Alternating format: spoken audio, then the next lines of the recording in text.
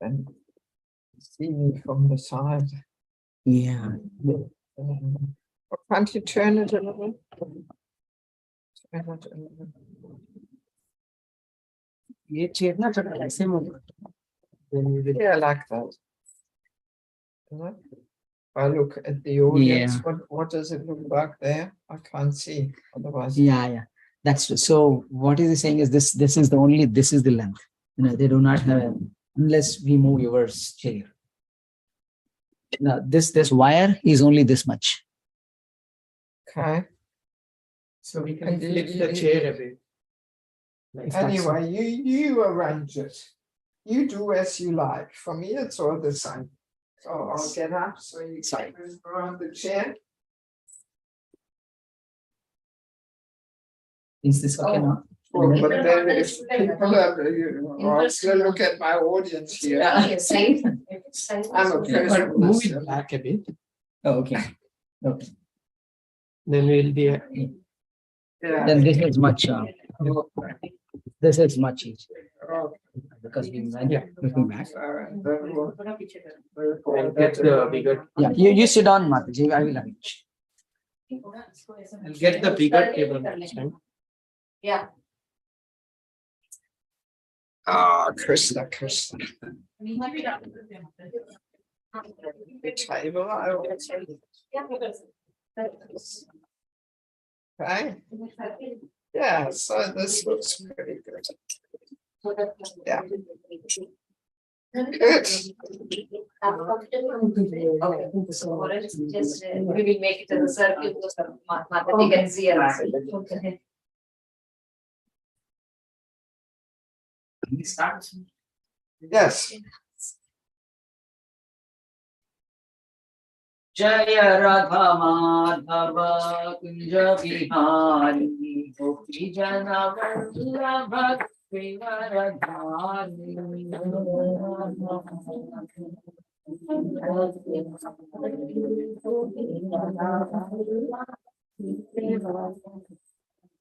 Radha Madhava Kunja Vihari Gopi Jana Vallabha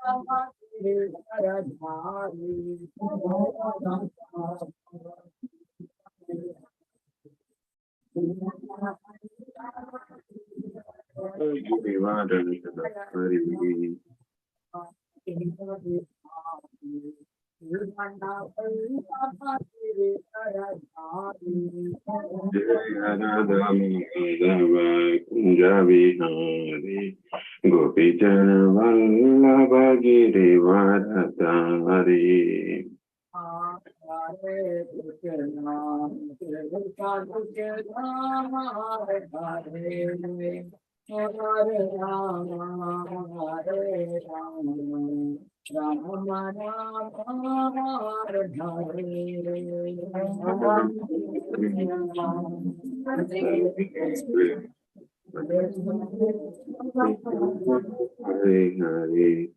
Hare Ram, Hare Ram,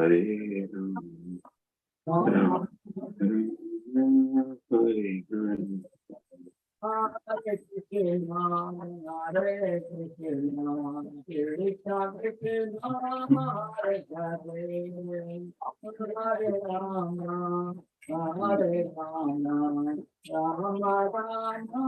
Hare Hare.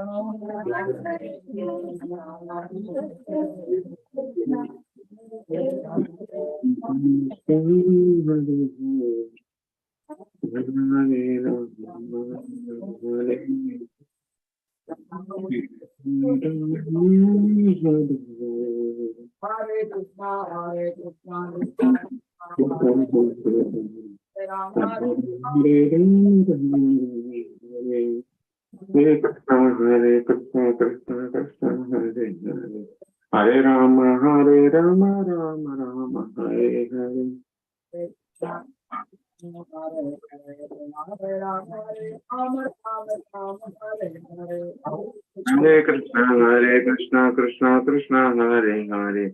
Hare Rama, Rama Rama, Hare Hare. Hare Krishna, Krishna Krishna, Hare Hare. Hare Rama, Rama Rama, Hare Hare. Hare Krishna, Krishna Krishna, Hare Hare, Hare Rama, Hare Rama, Rama Rama, Hare Hare, Hare Krishna, Krishna Krishna, Krishna Krishna,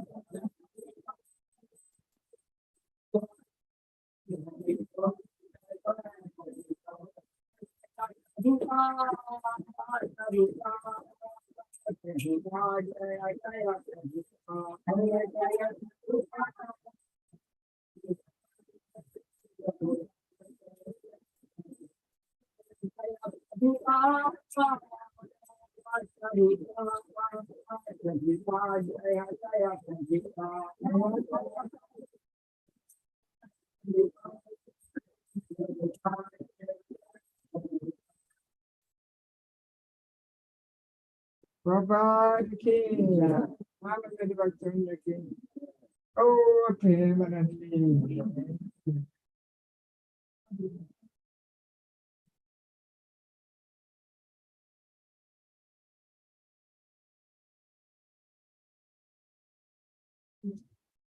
What do we do about this background noise? Oh, that's from the broadcasting. What is it so much behind? Generally it stops, but I'll just introduce you. Okay, so I have what you're reading something. It's not the really 15-year-old thing, which is all outdated. I have only whatever I got it. Oh, so long, no need. I'll just go through few points. Really? Hare Krishna to all the wonderful devotees came over here. Thank you so much. And first and foremost thing is thank you to Devaki Mataji for being over here. We are honored to have her here. Thank you for you to drive all the way. That's great. So just a quick introduction. Devaki Mataji is born in Germany in 1958. And after a long journey of searching, joined ISKCON in Sydney, Australia in 1985. Wow. That's true. I got connected in Melbourne. Did you? So I'm Okay. connected in that. Which year was that? Oh, it is something 2007. Okay. So I was just last year in Melbourne. 6 weeks. 6 I weeks. was working on my next book. That's interesting. There, I had a nice time. Yeah. She spent 4 years in the Sydney Brahmacharini ashram, learning the basics of devotional life. She is a disciple of His Holiness Niranjana Swami. From 1989 to 1999, she preached in Riga, Latvia, and spent adventurous years in helping to pioneer the first more organized temple in the former Soviet Union in 1999. Devaki Mataji became a renowned traveling preacher, spending 5 months per year in India and Bangladesh, and the other 7 months in various countries around Europe, including Eastern Europe, such as Ukraine, Moldova. In the recent years, she has been experiencing her preaching and also visits Canada and the USA. In the past, Devaki Mataji was also fundraising for the development of various projects and holy places in Nepal and Bangladesh. In Bangladesh, she is actively involved in the IYF student preaching, conducting seminars and IYF festivals under the guidance of His Holiness Bhakti Purushottama Swami Maharaj. During the years of her service in Bangladesh, she developed deep insights into Vaishnava culture that have enriched her spiritual practices and inspired her preaching. She is sharing this wisdom worldwide in the courses entitling Exploring the Roots of the Spiritual Culture. In Ukraine, she has served under the expert guidance of His Holiness Niranjana Swami Maharaj, spreading the culture of care for the past 17 years on a personal level by serving as a spiritual guide and mentor to many devotees by assisting devotees to become spiritual guides themselves and by lecturing and conducting seminars. Devaki Mataji has helped establishing Bhakti Sangha festivals in various countries and regularly conducting holy name retreats. She was serving for several years for the members of the GBC Committee for Devotee Care and promotes care for every ISKCON devotees to the highest level of priority in our movement. In March 2014, she established the Institute of Spiritual Culture and has published 4 books. I don't know how many are there now. The first one is just getting printed. But that was a pretty up-to-date. Sometimes people read some old thing there that I'm the vice president, the Dhaka temple in Bangladesh. That's 15 years ago, you know. But that was a pretty So, thank you so much for coming over here, Mataji. And thank you for having me. And the topic which you will talk today is It's Prajalpa. Prajalpa. Yes. Okay. We talk about that today. Yes. Okay, good. Everybody's aware of Prajalpa, right? Mundane talks. Yes, exactly. Huh? Prajalpa. So mundane talks. Mundane talks. Mundane talks, exactly. So once again, we welcome her saying, Haribol. Very good. There's one person hiding there in the back. May I ask you to come a little closer? Not hiding behind the sofa. Yes, so I see your smiling face.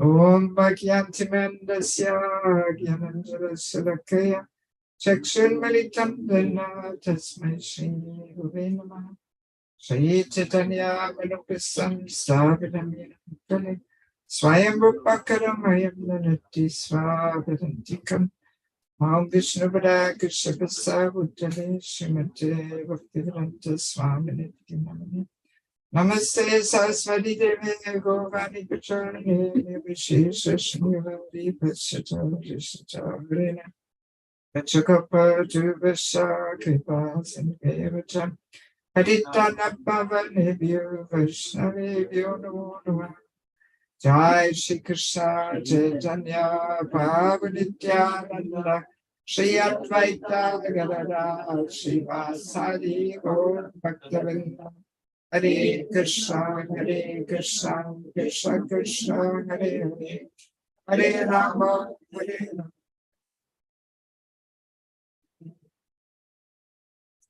Yes, so our topic today is Prajalpa.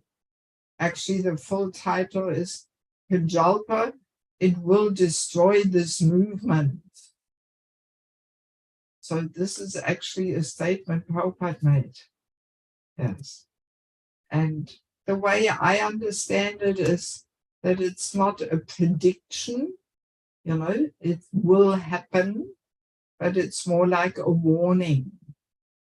that if we don't recognize the importance of giving up this tendency of talking prajalpa, talking unnecessary, mundane things, it has the power to destroy this movement. Yes.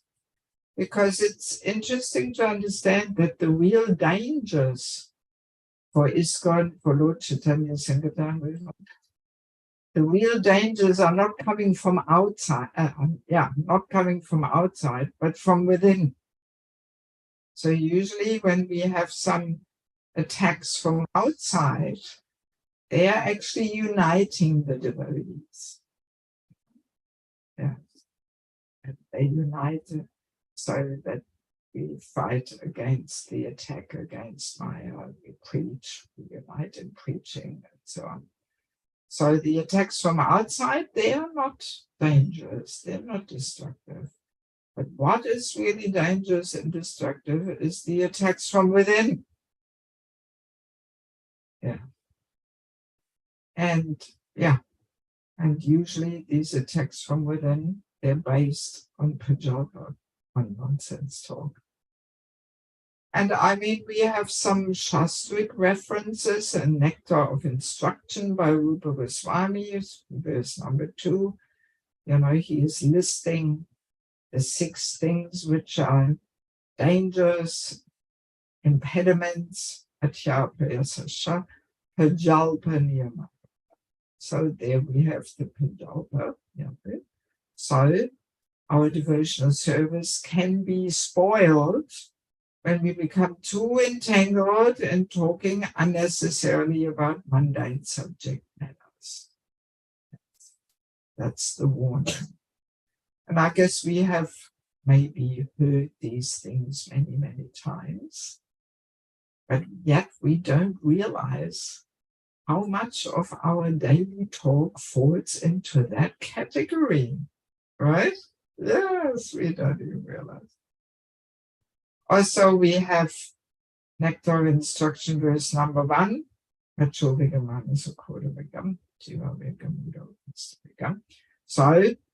have to learn to tolerate the urge to speak, the mind's demands, the actions of anger, and the urges of the tongue, belly, and genitals. So the verse says, then we can make disciples all over the world, but even if we don't want to make disciples all over the world, still we have to learn to control these urges.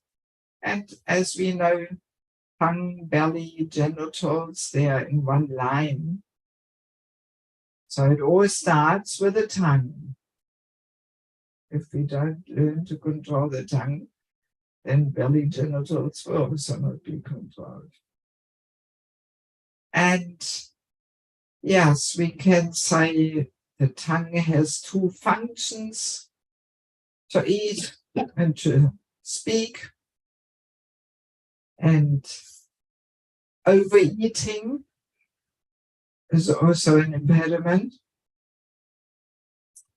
And anybody who knows a little bit about Ayurveda, we know if we eat too much, then usually it creates toxins.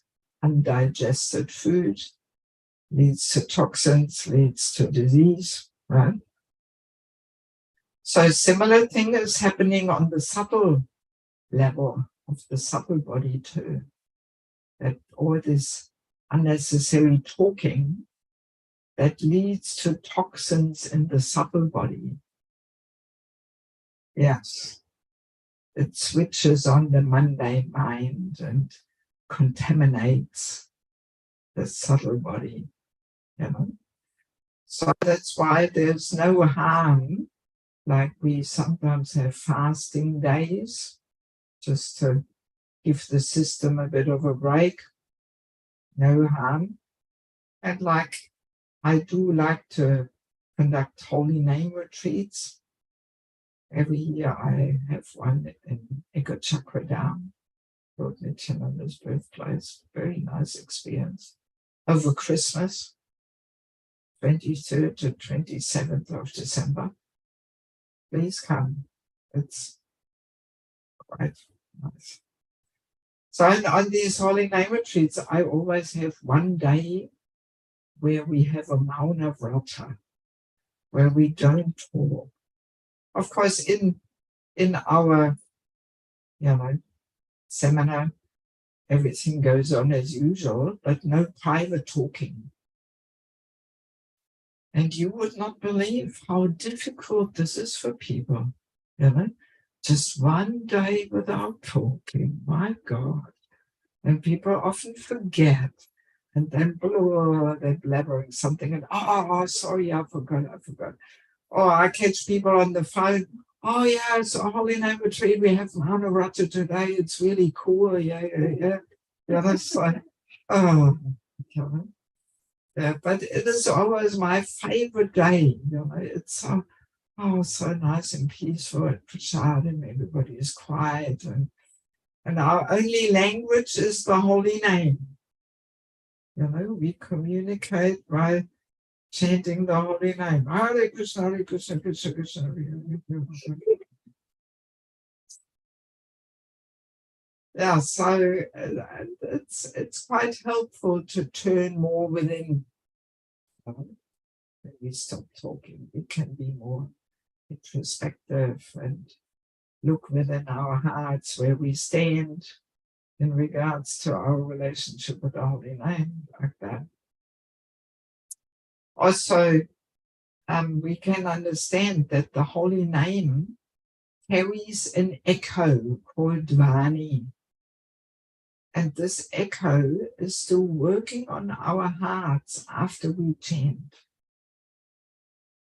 So sometimes maybe we had that experience when we joined a really nice kirtan, and afterwards we feel this nice warm feeling in the heart, and we feel like going for a little walk in nature and chanting another round or something. So we can feel this echo still working on our hearts. So what destroys the echo the quickest is Prajalpa, yes. Talking some nonsense. That immediately destroys the echo, it immediately switches on the mundane mind. And then, this nice feeling in the heart is gone. So good to be aware of these things. Actually, the reason why I like to discuss these topics is that we become more conscious of these things. Because Prabhupada was saying to become Krishna conscious, we first have to become conscious. And we are just so unconscious most of the time, not conscious of what we say, what we do, and what is our motive, why do we do things, and what effect have our words on people around us. We are so unconscious. So by hearing about these topics, we become more mindful, we become more aware, and we become more conscious. Yes. So there were also a couple of nice little stories with Prabhupada, because Prabhupada was very strongly preaching against this tendency of talking Punjabi. Kurma Prabhu, who you may know as a famous cook, he also wrote a very nice book, The Transcendental Adventure, Prabhupada in Australia and New Zealand. So there's a few nice stories where Prabhupada really heavily chastises the devotees because of talking Punjabi. So there was the situation that Prabhupada's cook, Upendra, he was cooking for Prabhupada his lunch, and Prabhupada's room was next to the kitchen. And some devotees came back from India.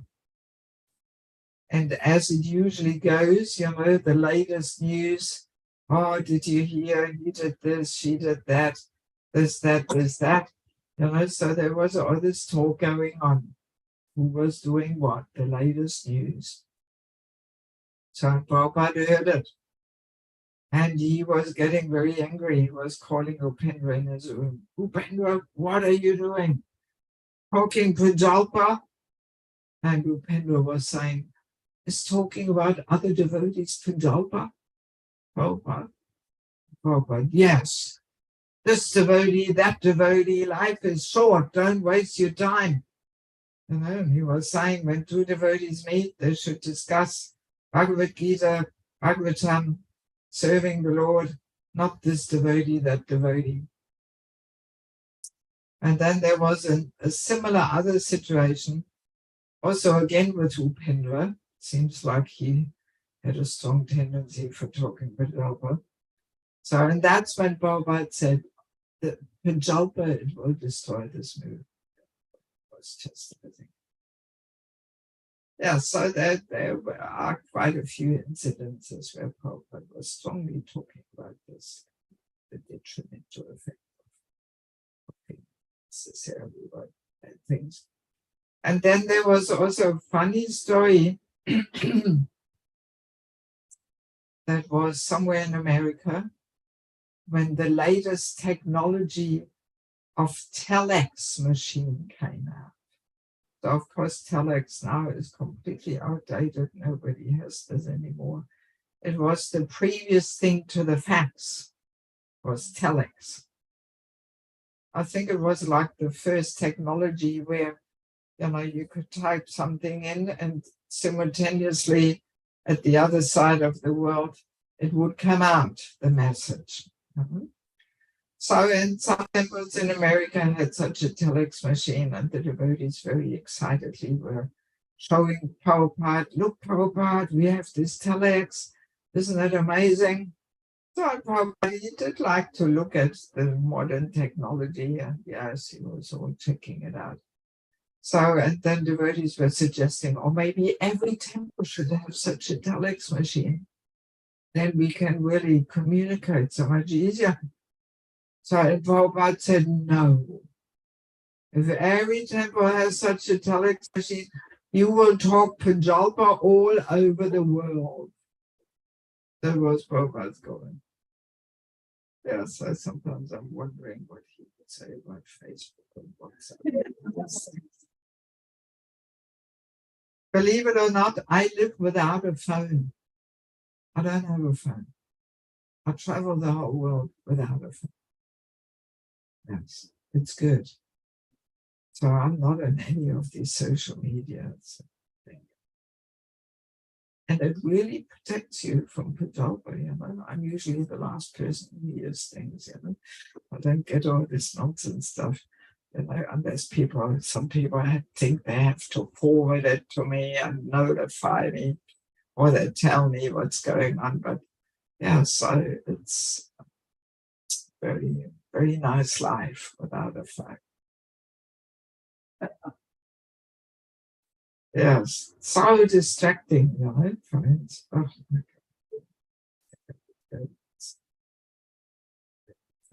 I was being interrupted, you know, you're in the middle of something, talking to somebody, and the thing rings, and you think, oh, it's something really important, I have to answer this. If people want to talk to me, well, they have to send me an email.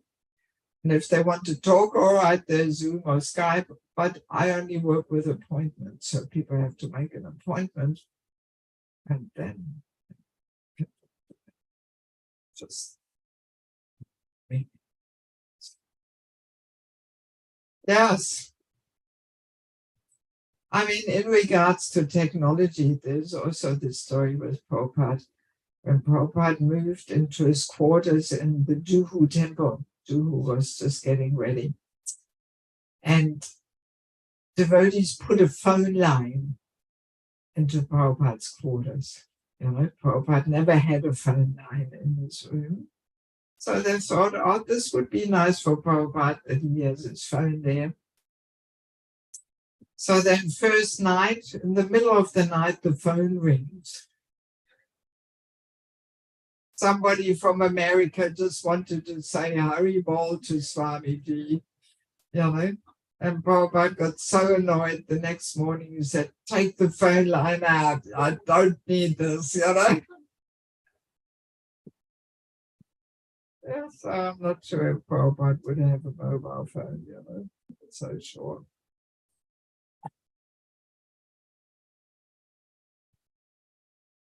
Yes.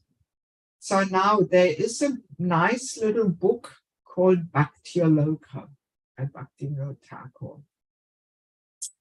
And in this book, he has a chapter where he discusses these 6 faults that destroy bhakti, one of them being Pujaba. And he gives all different kinds of categories of Pujaba. He unpacks it all. So I would like to go with you through these different categories of Pujaba, just for us to become more conscious how much of our daily talk falls into these categories. So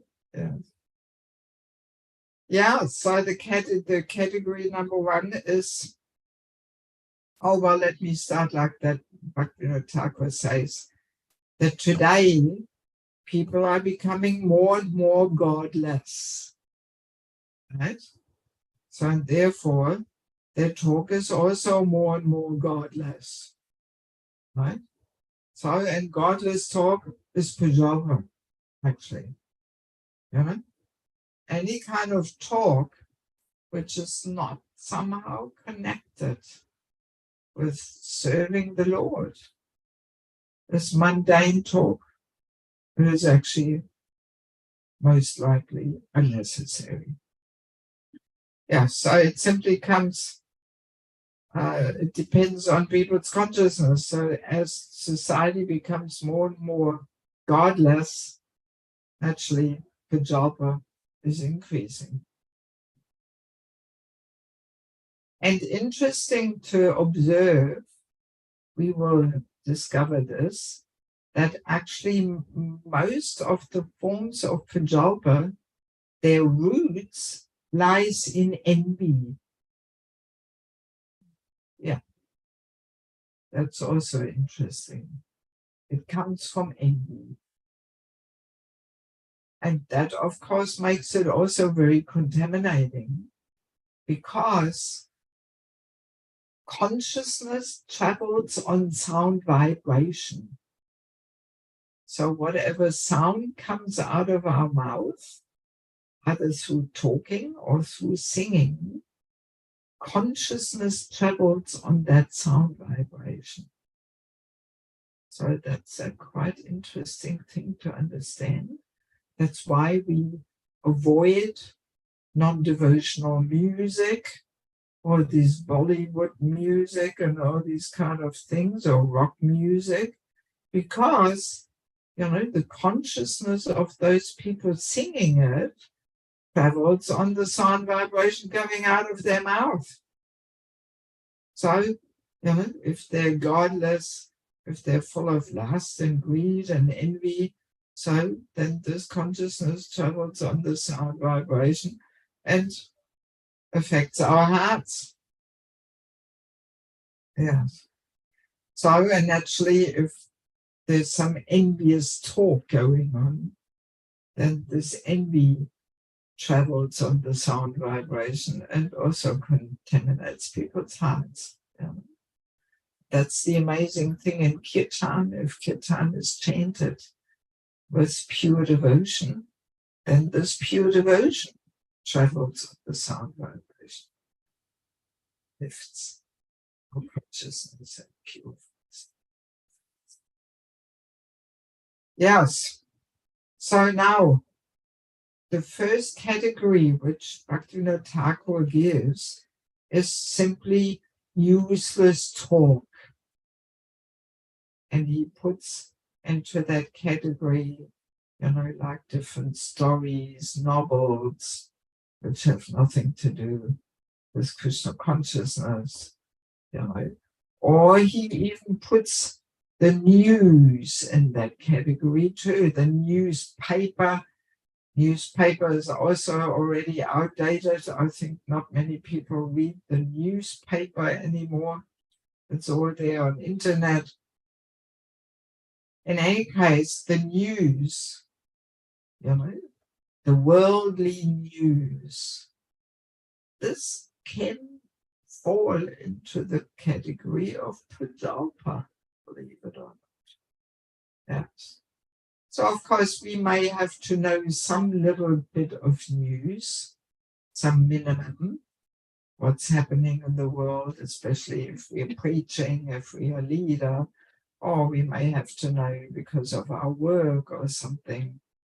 But if we are overly, diving into this and researching and reading up things for hours, this, that, then actually it is contaminating. It just simply occupies a place in our mind with some mundane news, right?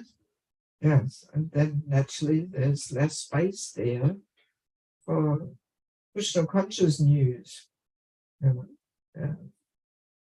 And in this regard, there is also a nice story when Prabhupada was traveling on the plane with a group of disciples. And in those days, they were handing out newspapers on the plane. I think in India they still do.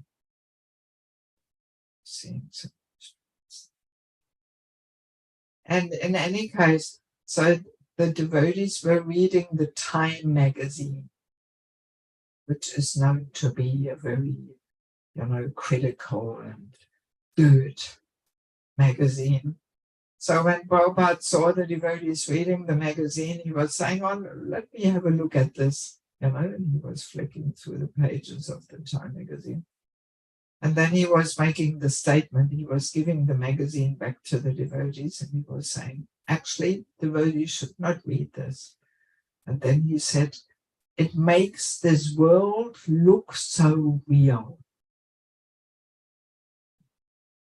And that's a very nice and profound statement, So the more we dive into all the world news, what's happening in this country and that country and this war and that thing and elections and so it makes this world look so real. That's exactly what it does. But actually, Prabhupada calls the life in the material world like a nonsensical stage performance. It's just like an illusory dream here. And at the moment of death, the show is over, curtain closes, it's all finished, So it's actually like a dream. So an actual reality is my relationship with Krishna. That's eternal reality. That's the reality we are allowed to keep at the moment of death. It's the only thing we're allowed to keep, my relationship with Krishna. That we take into our next existence. But everything else, it's all finished. So that's why Prabhupada was saying, if we occupy our minds so much with all the worldly news, then we start thinking this is reality. But actual reality is my relationship with Krishna. We should make that our reality, eternal reality. I think it was Bhakti Siddhanta who also said that the only real things in this world is the jiva and the holy name. Jiva is eternal, and our relationship with Krishna is eternal. They are the two real things in this world, the jiva and the holy name. Everything else is just part of the nightmare here. So that's why we should, absorb our minds in what's happening in this world, Then that becomes actual reality. And all right, we just function in this crazy world and we play our role here, go along with the game. But we are not taking it in as the reality.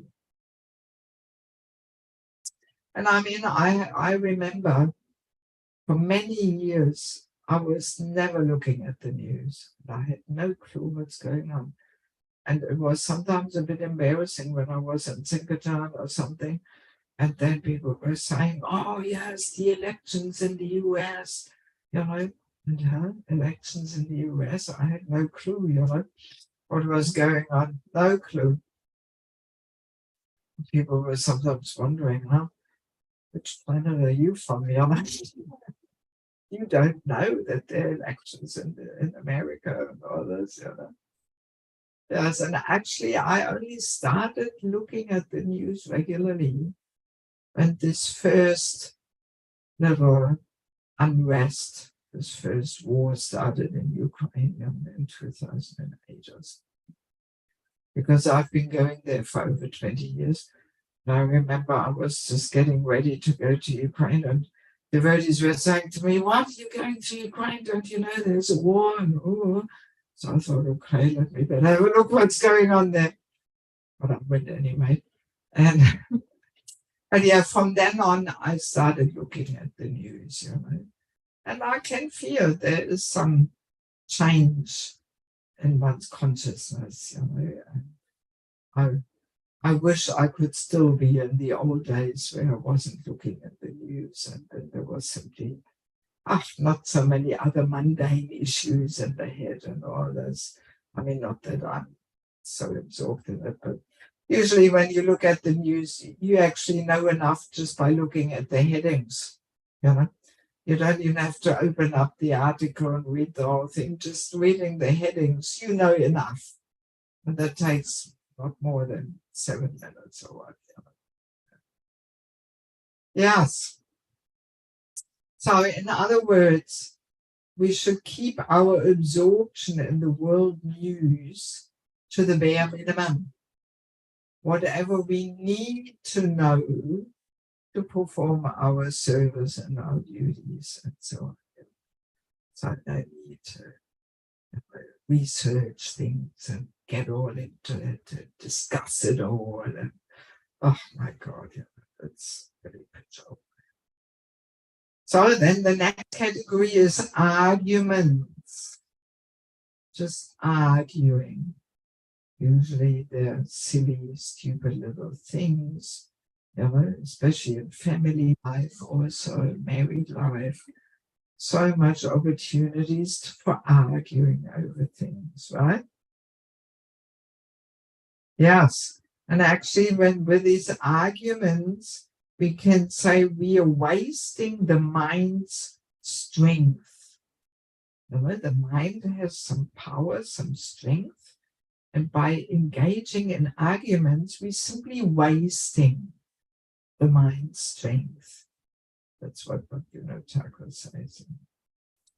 Yeah, so, and that even includes also philosophical arguments.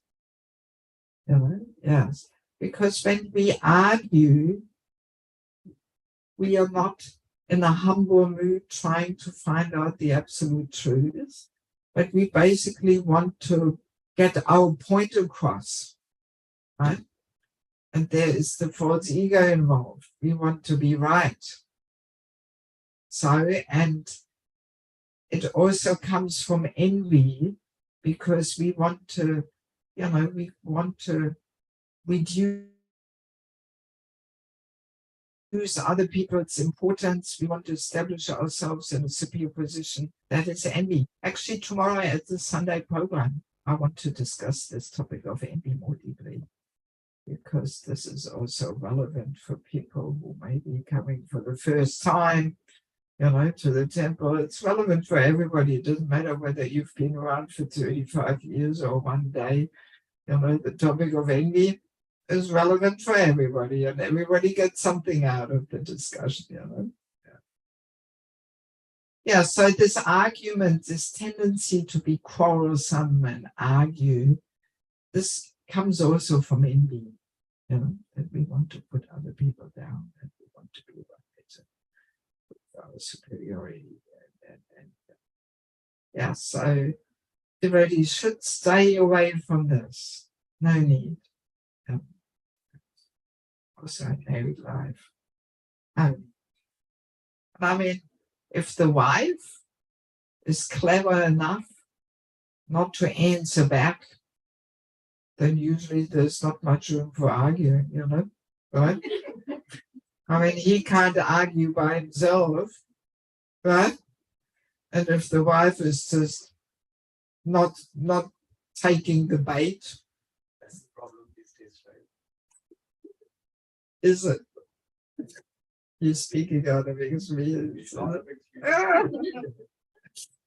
Yeah, anyway, we won't get into that topic. It's all these women's topics are so controversial, so. But yeah, I mean, even I remember my mother, she left her body last year. She was 92.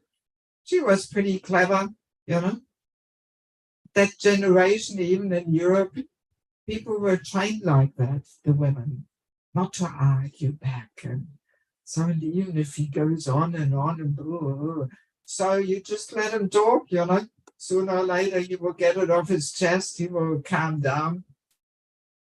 Like a thunderstorm, it's all rumbling and grumbling there. So no need to fight against it. You just go and take shelter and wait until it's over,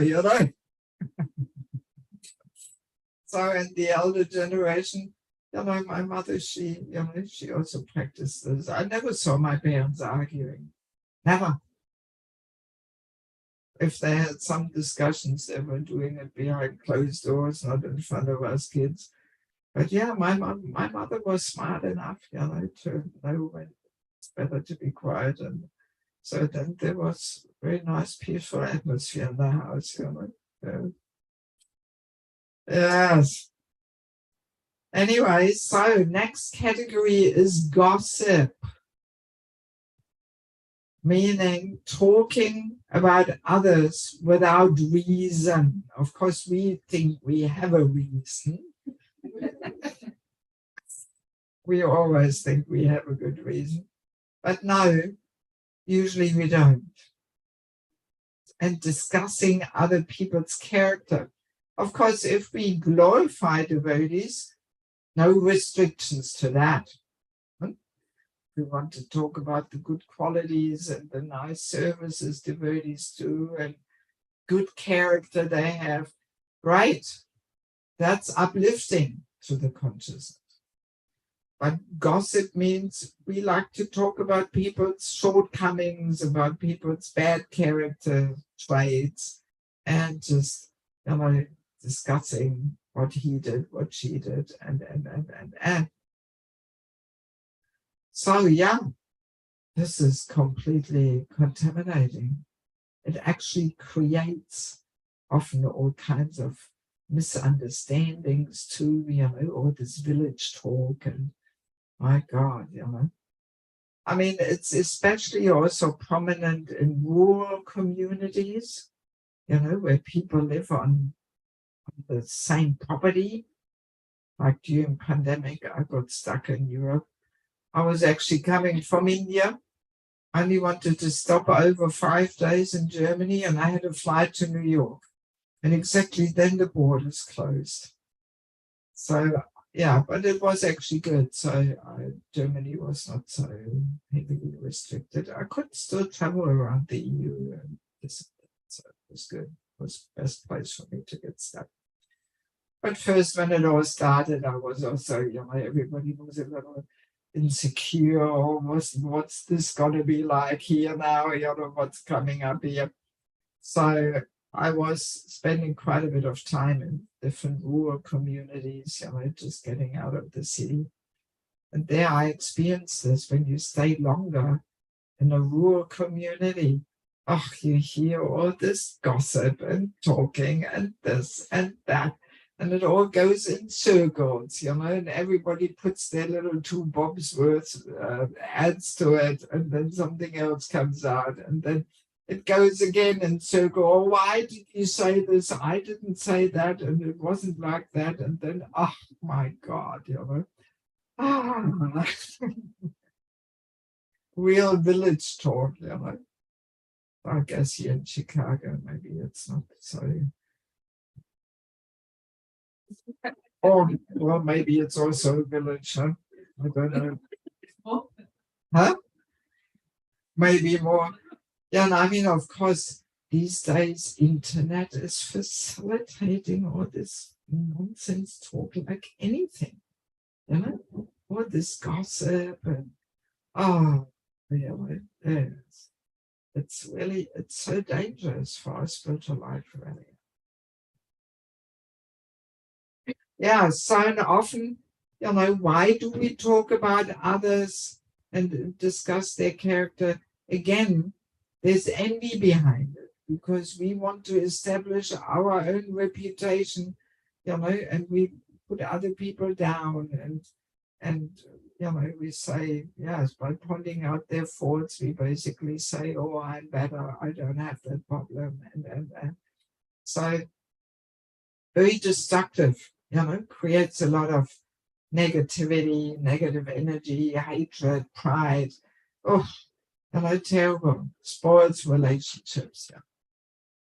So, and of course, talking about others unnecessarily without good reason. So it means sometimes there is a reason why we have to talk about others, other people's problems.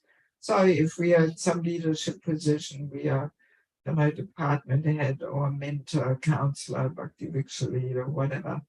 So then, you know, in a well-wishing mood, we may have to discuss with somebody, some person's situation, some person's problems, how to engage them, how to help them. And. So this is, of course, not a job. Yeah. So then that is a good reason. But we have to be in a position of authority, actually, in order to have a good reason to talk about others. You know, otherwise, it's none of our business. No, none of our business.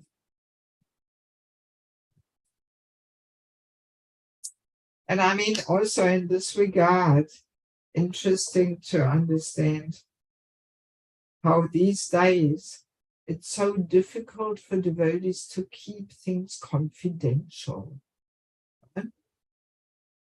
Yes, this is also a big problem, really, because it is so important that we have somebody where we can open our heart to, where we can share our challenges, difficulties, where we can ask for guidance.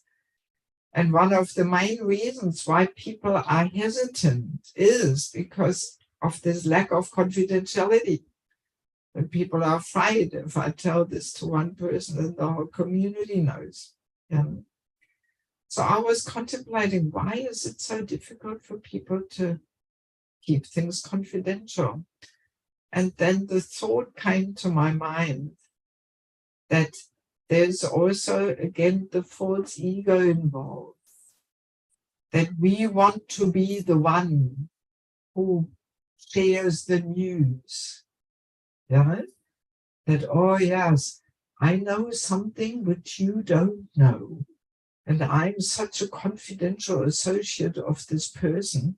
And this person told me, they didn't tell you, but they told me. And I'm the one who tells you now. You know? Yeah, it's some subtle false ego thing, some showing off, you know, that we want to be the special person who breaks the news. You know? Yeah. So it's all pretty subtle, you know. But if you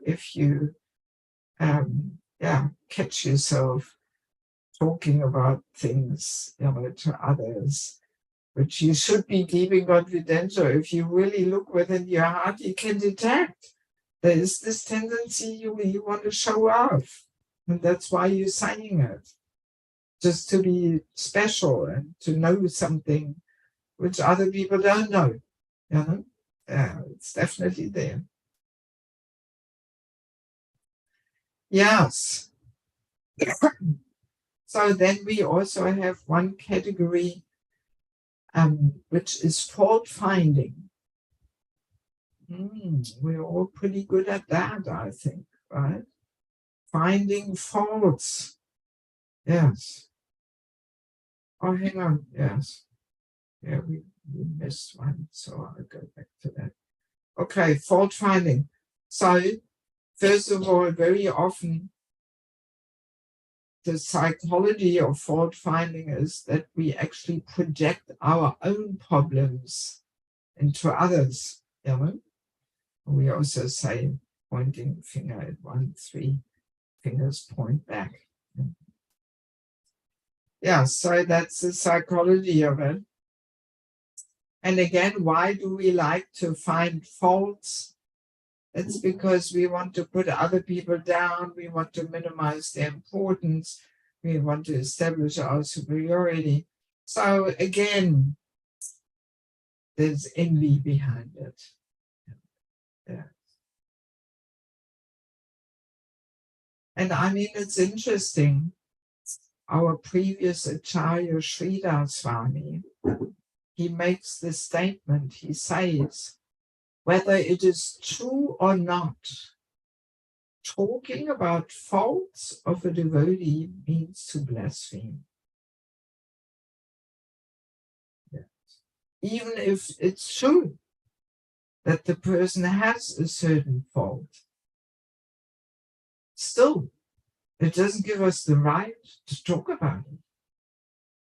Huh? We may think, well, it's true. Can't I say the truth? Freedom of speech, what's happening? You know? We may think like that. Well, I'm speaking the truth. But just the fact that we have that urge to talk about it actually shows there's envy in the heart. We want to put that person down. That's why we say it. Yes, and do this quite a lot, you know. Yes. Like we can even take a practical example. Let's imagine a traveling preacher visits our temple and leads a kirtan, and our friend says to us, oh, that was a nice kirtan, wasn't it? And we say, yeah, it was all right, but I didn't like the tune, or his madanga playing was not that fantastic, or whatever, you know.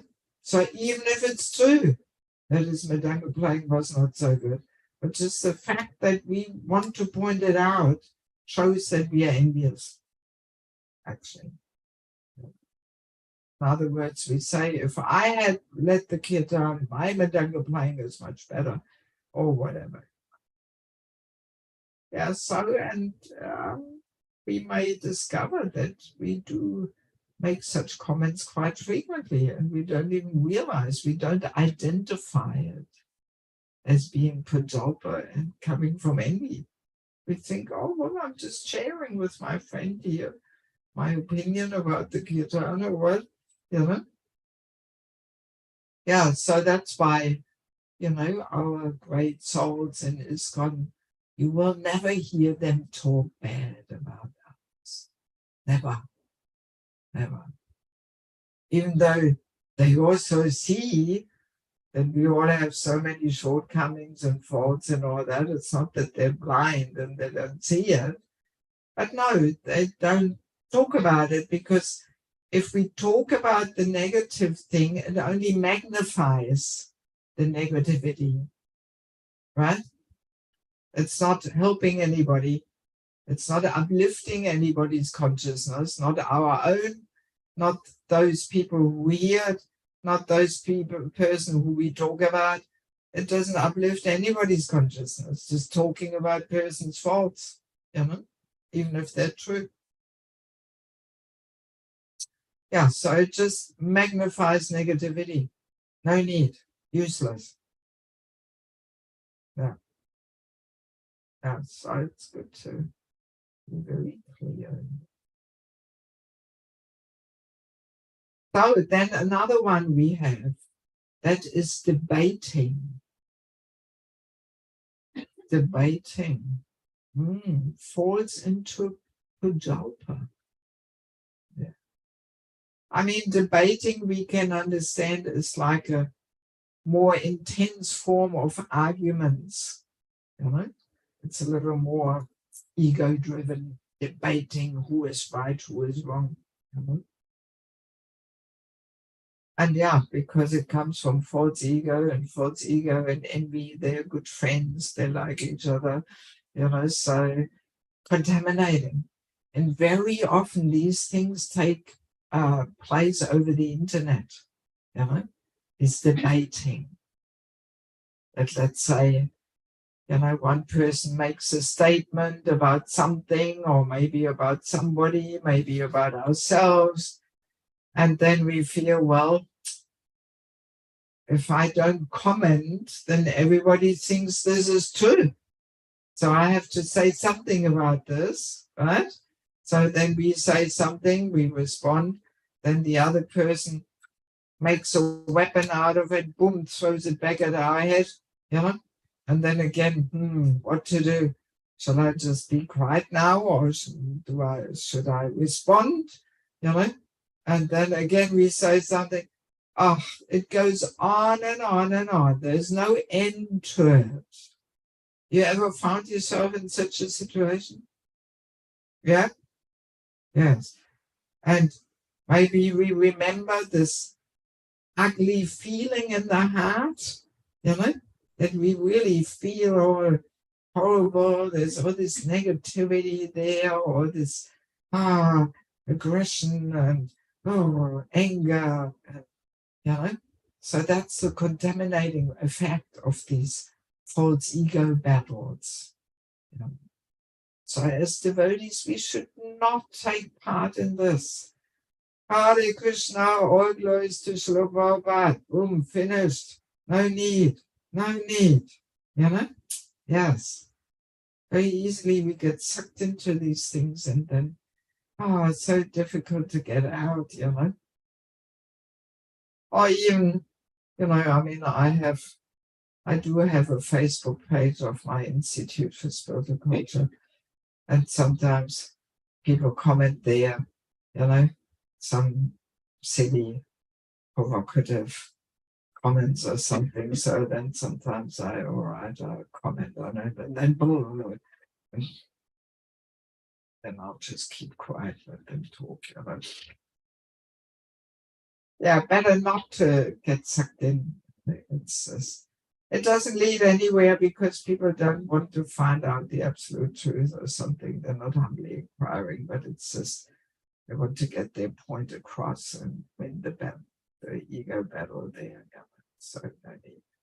And I mean, during pandemic, I think we may have experienced how this debating over the COVID measures and vaccination, yes, no, oh my God, this made so much damage in some communities. It split some communities in half, you know? Yeah, it was terrible, terrible. And that's when I realized, yes, this statement that Prabhupada made, you know, this Prajalpa will destroy this movement, it is just so right. Because some communities, there was these two camps, you know, pro-vaccination, against vaccination, and they were, you know, trying to save everybody with their opinion. And oh my God, and relationships were seriously damaged. Even a year later, they hadn't repaired their relationships. And you know, it was quite horrible. And similar thing is going on with this war in Ukraine too, unfortunately, between Russian devotees, Ukrainian devotees. It's a bodily concept, you know, getting all absorbed in all these discussions. Who is behind the war? Is it America, or is it Israel, or this or that? Oh my God. Prajalpa, completely. It's out of our influence. What we think doesn't make any difference. You know, why bother occupying our head with these kind of discussions? You know, it's got no significance to our devotional life and to our relationship with Krishna on the absolute platform. Not important, these topics. So yes, as devotees, we should be very careful. And also some preachers were so unsensitive and made some comments in regards to this war. And then it was all flaring up there. And better not.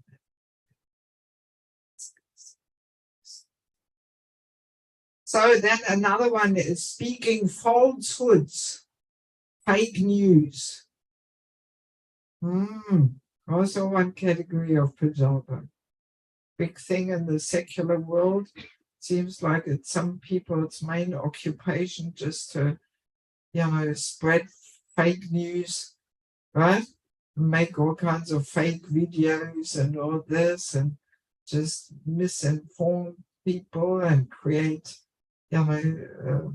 conflicts and misunderstandings and terrible, And this can also easily enter our communities, our society. We also have people in this main service is just to create fake news and criticize and launch all kinds of attacks there over the internet, and better not get involved at all in this. Just disturbs people's minds. Again, it comes from envy because there's some hatred and anger behind it, and just creates negativity and affects it.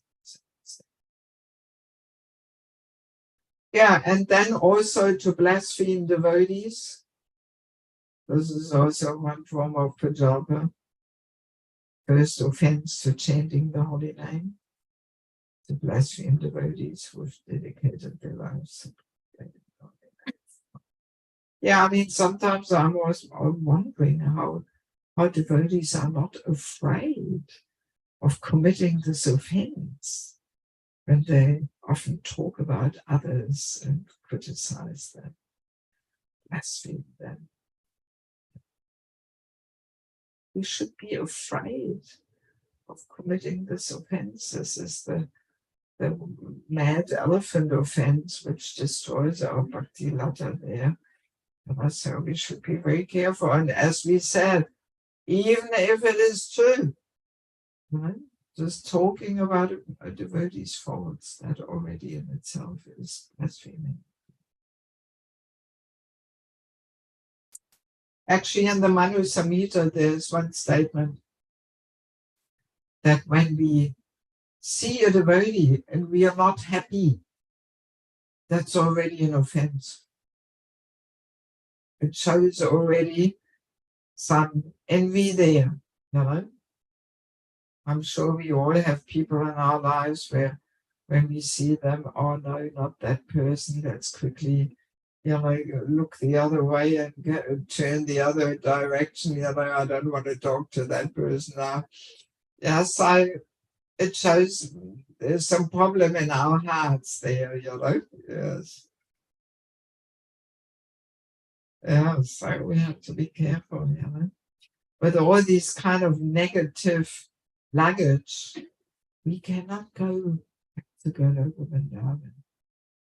This all has to be cleared off. Not only our attractions have to be given up, but our aversions too. Yes. Because aversions are also based on a certain material attachment, actually. To be averse, it's also a kind of attachment. So with all these kind of aversions, we can't enter the spiritual world. No chance. They all have to be cleared off, worked through, given up, let go of them. And so there's quite some work to be done in order to be allowed to enter the spiritual world. So now in the last category of prajalpa is simply worldly talk.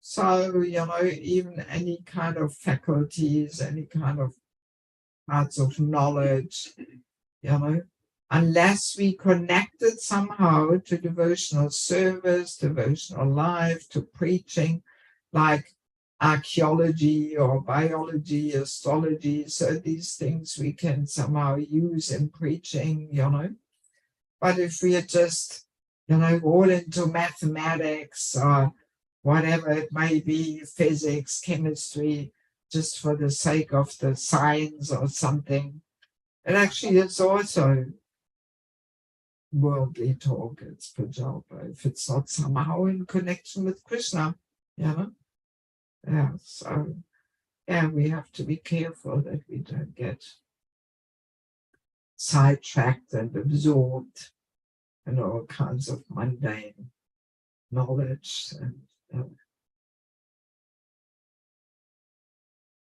yes, so I mean, these are basically the main categories of Pujapa.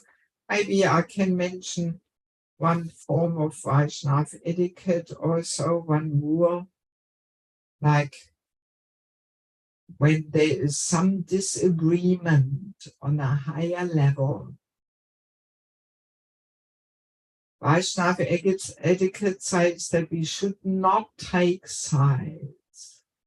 We should actually not even discuss.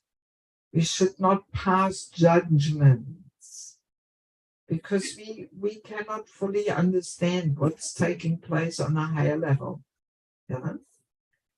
amongst the GBCs or leaders or whatever. So it's not our position. It's actually none of our business. We are not meant to stick our nose in these matters and pass judgments and discuss and take sides, because guaranteed we will not have the full picture, and guaranteed we will misjudge, and very easily we commit offense, right? Because it's above our heads.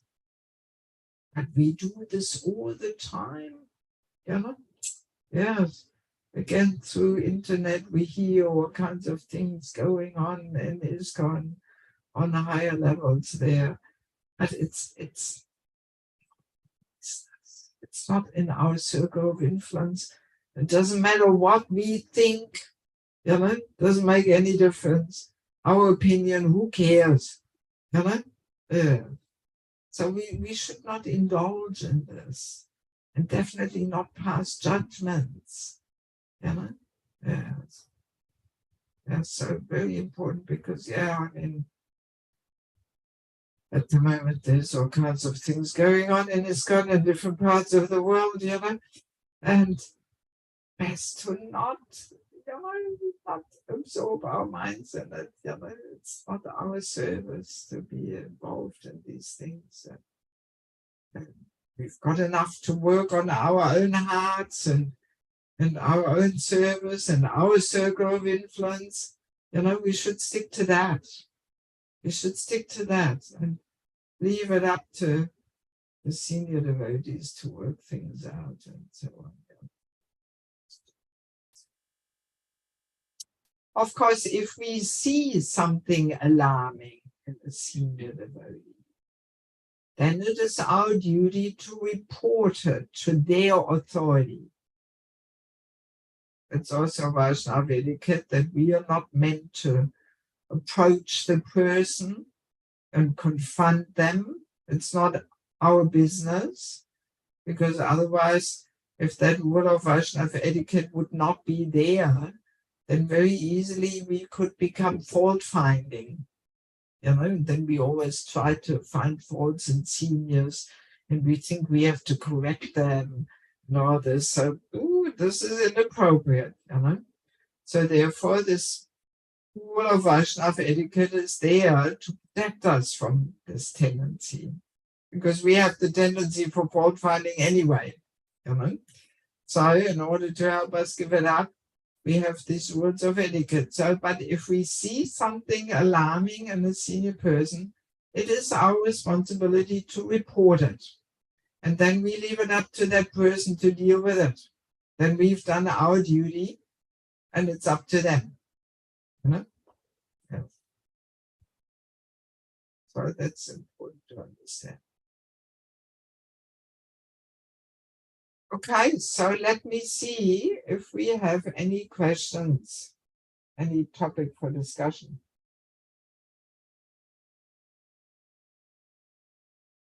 Yes, Billy. I think there will be a lot of questions. You think so? I mean, All right. you touched that area of the heart, which generally does, and one cannot do it.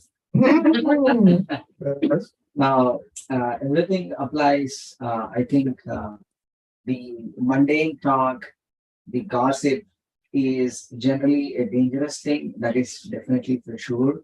But you made a very nice point. When we see some faults in others, or when we see certain things, there is a good reason why we are seeing it.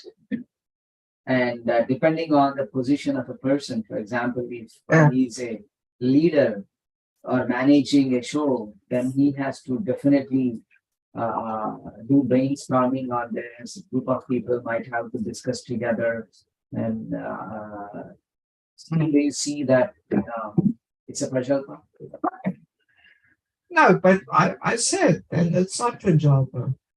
If you are in a leadership position and it is your service to help that person. So if you discuss it in a well-wishing mood, being your service to discuss, then it's not pajama. Yeah, I mentioned that. Yes, yes. So I'm just thinking, being in the leadership position, sometimes you have to take a side, you have to judge somebody, you have to question, interrogate. And though it is not a prajalpa per se, but definitely that drains out mind's strength, as you were saying. Mind's strength will be so much drained in even those things. Though it's a service, then how one can protect one's own mood of Krishna conscious service. Yeah, well, one has to be strong enough. One has to have some spiritual strength. And unless we have some spiritual strength, we should not even be in a leadership position. So as a leader, we have to deal with all kinds of stuff. So it requires some spiritual strength. And also a certain aloofness, that we can't get too emotional about things. It's sometimes for us women not so easy, because woman's body means we have a more emotional nature. And then sometimes it affects us more things because we get more emotionally involved, Yeah, so I mean, the source of our spiritual strength is always our sadhana. If we have good sadhana, good chanting, that gives the spiritual outlook on things. And then we will not so easily get bewildered and find this way, that way, and so on. Yeah. Yes, that makes sense. Yeah. So spiritual strength is something which, if one have to, practice and achieve that. So one of them is chanting. Yeah. Yeah, and also reading too, hearing, that puts the whole spiritual focus to our day when we start the day with some hearing and reading and chanting, so that we get much better through the day rather than, just chanting half around here, one around there on the clicker or something, running around, getting up late, Yeah. So it's all a matter of having good sadhana. That is really the source of our spiritual strength. And then we see things from a spiritual point of view. And we don't get so affected, by other people criticizing us or whatever.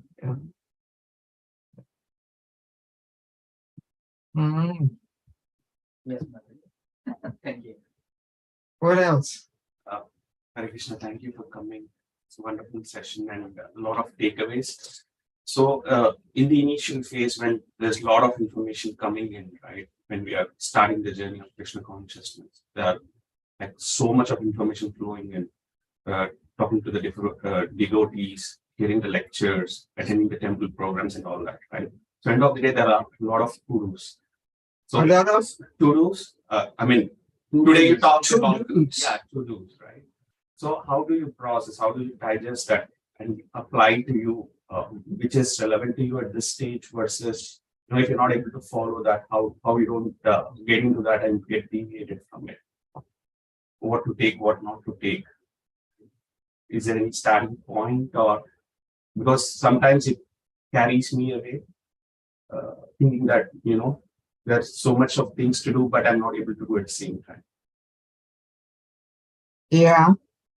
Well, I mean, I guess everybody has their own way of processing things. And is this not standing in?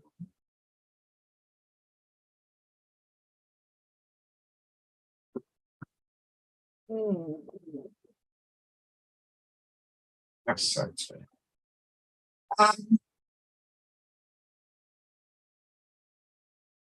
I guess in one sense, it is quite natural that we, there is some selective hearing taking place. I mean, you can hear the same lecture, or let's go to the example of the Holy Name Retreat I'm conducting. I'm conducting every time the same thing, basically. And I have people who have attended it 6, 7, 8 times. And every time you hear something different,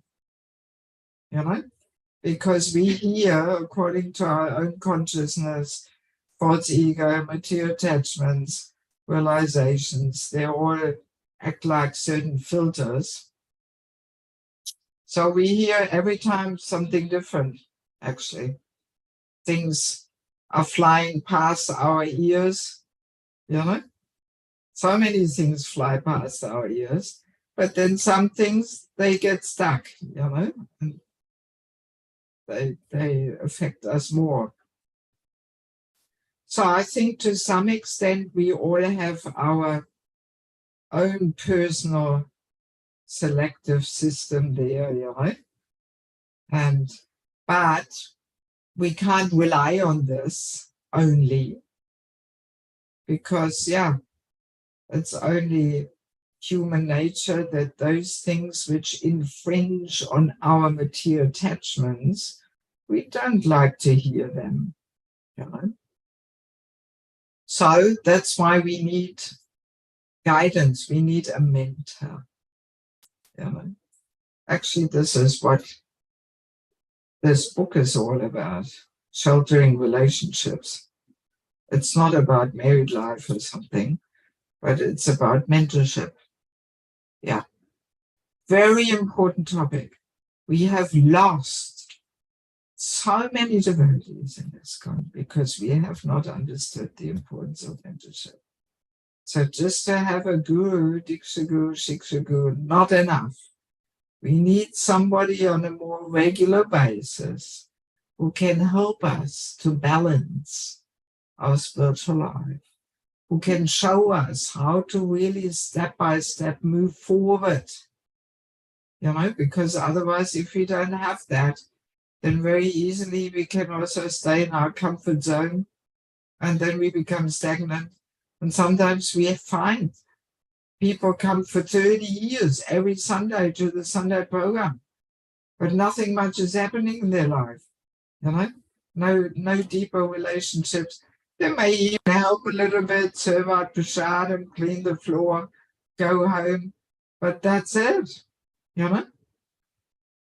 So unless we have this well-wishing, confidential friend who is more experienced than we are, who has no other interest except helping us in our devotional journey, where we can open our heart, who gives us good advice, who helps us to see how to move forward, we become stagnant, or some testing situation comes and we get offended, we walk out, never to be seen again.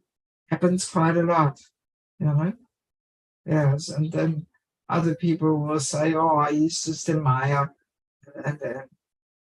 But Prabhupada actually said, if a devotee leaves Krishna consciousness, it's 50% his fault and 50% the leaders and managers' fault. Yeah. So I think it's time that we accept these 50%, yes, and that we do something about this, Yeah. So mentorship is so important.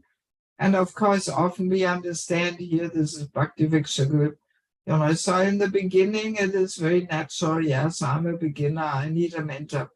But actually, the more advanced we become, the more even we need it. Yeah, because sometimes we are so advanced that there's nobody who can tell us anything, Nobody who can correct us. Yes. And sometimes I've been in situations where I see, oh no, this person is really heading towards the cliff, but there's nobody who can tell him anything. And then all you can do is watch him fall over the cliff, Yes. Yeah, because it requires some deeper trusting relationship to point out some sensitive things, Yeah, so it's a big issue. And I mean, in the Bhagavatam, the story with Bharat Maharaj, his problem was that he didn't have a mentor, actually. So even on the level of bhava, where we have transcendental emotions, they can turn back into material attachments. And if we're all alone there in the forest, we can get carried away with the deer. When you read it in the Bhagavatam, you really think, my God, he really gets carried away. Having the deer at night on his chest, embracing it, kissing it. My God, So he didn't have anybody who tapped him on the shoulder and said, hey, it's enough with the deer. Let the deer be deer and go back to your sadhana, Yes. So, and as a result, he fell down, So that should be a good warning how important it is to have these trusting, confidential relationships. And that's actually what Rupa Goswami calls Guya Makyati Prichyati, this sharing confidentially, speaking confidentially, and in the purport Prabhupada says, a more experienced devotee explains, a less experienced devotee learns from him. That's the loving exchange. That's nothing else but giving shelter and accepting shelter. That's actually what makes a relationship deep and meaningful. If there's no giving shelter, no accepting shelter, it's basically small talk. But what makes a relationship deep and meaningful is if one person gives shelter, shares something uplifting, and the other person is eager to hear and then quiet. That makes the nectar flow. But if that's not there, it's a small talk. I like to call these relationships Haribol relationships. Where it doesn't go much further than Haribol.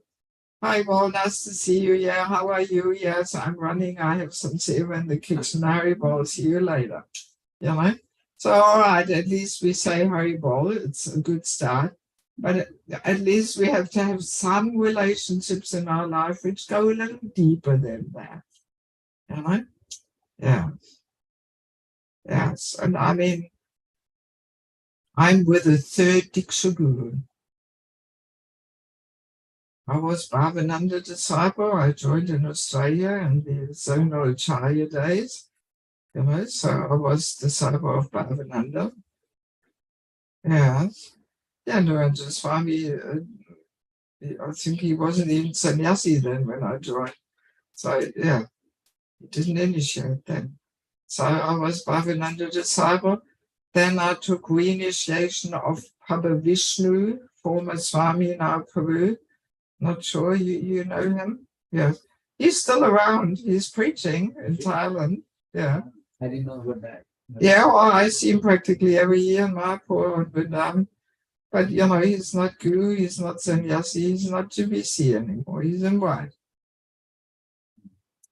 So then I took one more time reinitiation, Ranjana Swami.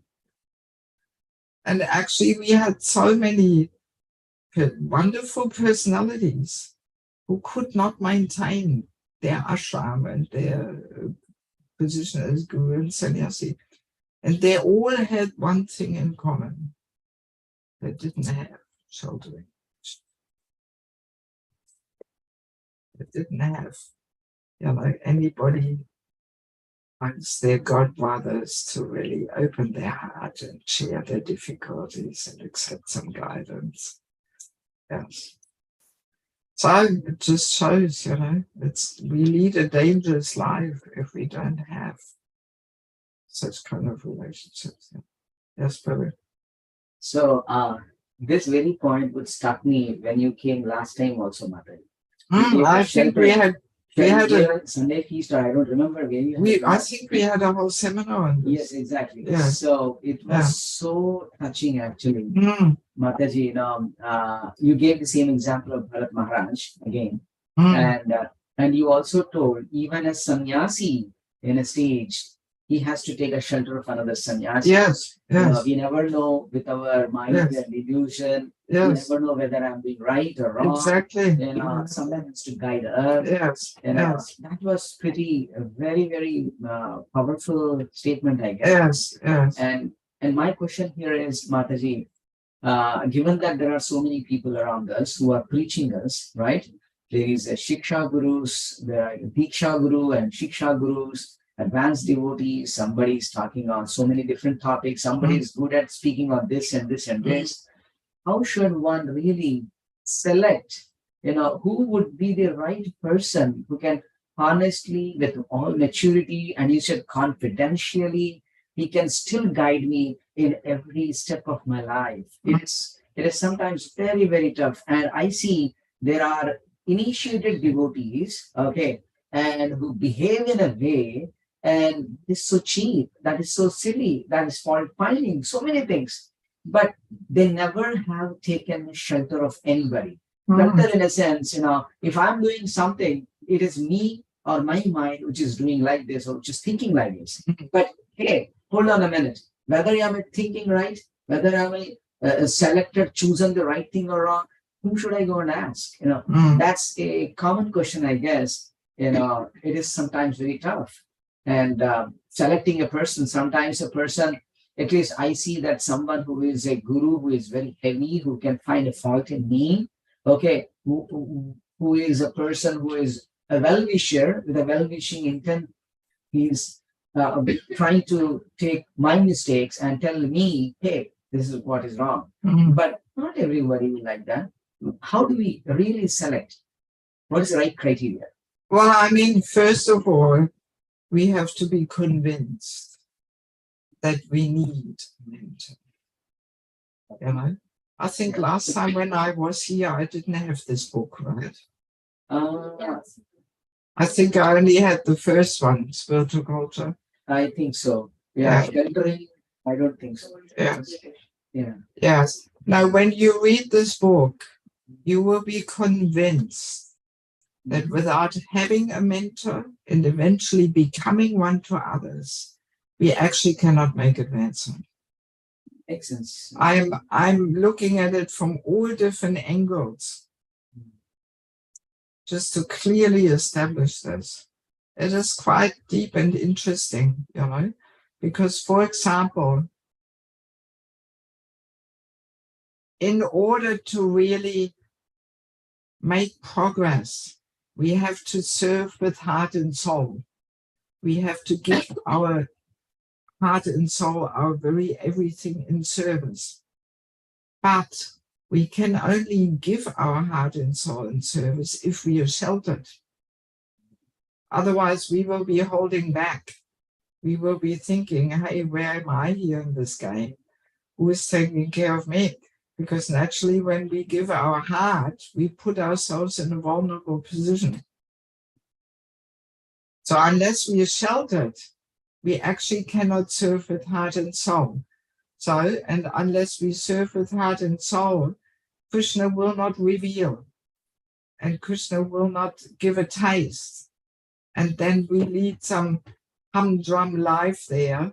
You know, we give maybe 5% of our energy in service, and therefore nothing much happens in our devotional life. We don't get a taste, you know, and therefore we don't feel inspired to serve. And then nothing much is happening in our life, and Krishna consciousness becomes very boring, you know. And people may even fade away. And yeah, I've been there, done it, tried it, no taste. You know, so and the root problem is actually that we are not sheltered, and therefore we can't give everything. And very often, from a managerial point of view, we always have the feeling we don't have enough devotees. But no, we do have so many devotees. But the problem is they only give 5% in service. They don't give 95%.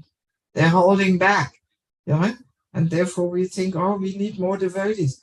But no, you know, if we actually care for the ones we have, that they really serve with heart and soul, then we get so much more done, you know? Yeah, so I mean, not that I want to advertise my books or something, but I just feel such strong urgency to get these topics out, you know? Yes. And also there's a whole chapter on the qualifications a mentor has to have. So when we look for a mentor, we have to know what to look for. Exactly. That's the question. Yes. That was a follow-up question too I have. Yes, I wouldn't have put it in that such clear it's way. a whole seminar. Yes. But step number one is we have to be convinced. I need this in my life. You know? And also the principle is very similar, like with finding a Diksha Guru. If the desire is there, then Paramatma will witness that and will arrange that we meet the right person at the right time. You know, this is there on the level of Diksha, on the level of Shiksha, and also on the level of mentorship. It is a question of desire. If we have this intense desire, how can I find such a person who gives me more guidance on a more regular basis, who I want to be corrected by? If that desire is there, then Krishna will arrange, and then we will see, you know, who is the right person. But if the desire is not there, the perfect person may be right in front of our nose and we don't see it. You know? Yes. Yes. Yeah, so it's an important topic, you know, because, yeah, it's a fact. As long as we have material desires and attachments, and I think we all do, we cannot objectively assess ourselves. We cannot see where we stand, actually. That's the whole thing. Therefore, we need somebody who can give us some feedback there. You know, we may be thinking we're doing great, but other people may have a different idea, you know. Yes, and very often we just can't see where we have to work at, you know. What else? So what are those at least little points, Mataji? Attributes of Well, I hope you get the book for me. If I tell you everything, you may be thinking, oh, well, now I know it all, no need for the book. Now, well, qualification number one, that person has to be sheltered. That person has to have a mentor themselves. You can't give shelter if you don't have shelter. You can only give what you have. So if you're not sheltered, how can you give shelter? That's the first thing. Then another really important one is we have to be firmly established in our ashram. Yeah. Yeah. Vipasta, something like that. Yeah, either brahmachari or grihastha or vanaprastha or sannyas, right? We have to be in one of the ashrams. So if we are a bachelor ashram, the fifth one, or in Russian language they say domachari. Doma means the home, living with mum, the domachari. I mean, amongst Indian bodied people, that there's more still that understanding there that a person should be married and the parents are pushing and all this, but amongst us Western people, it's not so clearly understood. And there's so many bachelors around, people who are not brahmacharis, but they're also not married. So which ashram are they in, The same for the women, I mean, brahmacharya is just preparation for grihastha life, really. But just being single and not really situated in one of the ashrams is not so good for being a mentor, because then you don't have that strong footing in life. And most likely there's some unfulfilled needs. Otherwise, we would be in the renounced phase of life. Yeah, so one should be firmly established in one's ashram, and all one's needs, like financial needs, emotional needs, managerial needs, they have to be met in a healthy way, so that we don't need to use our dependence for those needs. So we don't depend for those things on anyone. Yes. So that keeps the relationship pure. But if you have some emotional need or some financial entanglement with that person or something, then some other dependency enters into the relationship, and it will not be conducive. Yeah, and then there's so many other qualifications. I mean, when you go through the list, you almost feel, wow, the person has to be a pure devotee, Yeah, so people say, oh, well, there's nobody like that in our community. Well, we're looking at the ideal, but we also have to be practical. We have to live with what we got and work with what we got. But the person should be exemplary, in sadhana, in Vaishnava etiquette and behavior, and his commitment to Prabhupada's movement, has to be very exemplary in all aspects, and should have a genuine concern for the welfare of others, genuine, selfless, not just wanting followers or something, but really a genuine desire to help devotees in their spiritual growth, and that willingness to sacrifice oneself. So being a mentor is not a job for Saturday afternoon, 3 to 5 or something. You have to be available for people. Otherwise, if people have the feeling, oh, my mentor has no time, he's not approachable, and so on, then this will not be very helpful, He has to be a good listener. That in itself is a whole seminar,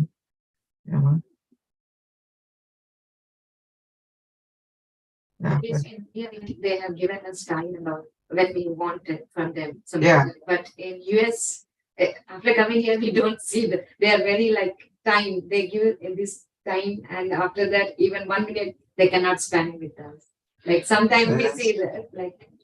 It's a shame. I mean, I always like to give people the feeling that I've got the time they need. Exactly. And sometimes I might say, okay, we have 1 or 1.5 hours, and if this is not enough, we continue another day. But there's nothing worse than a person wanting to open their heart and they have the feeling the other person has no time. Even little things like looking at the watch all the time. Yeah, they should. That makes a person feel, Comfortable. yes, oh, the person has no time, always looking at the watch, Yeah. Exactly. Yeah, or then the phone ringing. Oh, sorry, I had to take that call. Terrible. Yeah. And I mean, if we have a genuine concern for other people's spiritual development, then we should be doing the right things automatically, But yeah, well, this is, life. The Western world, it's busy, running. Rahul instance, has a question. Okay, let's hear it. Okay.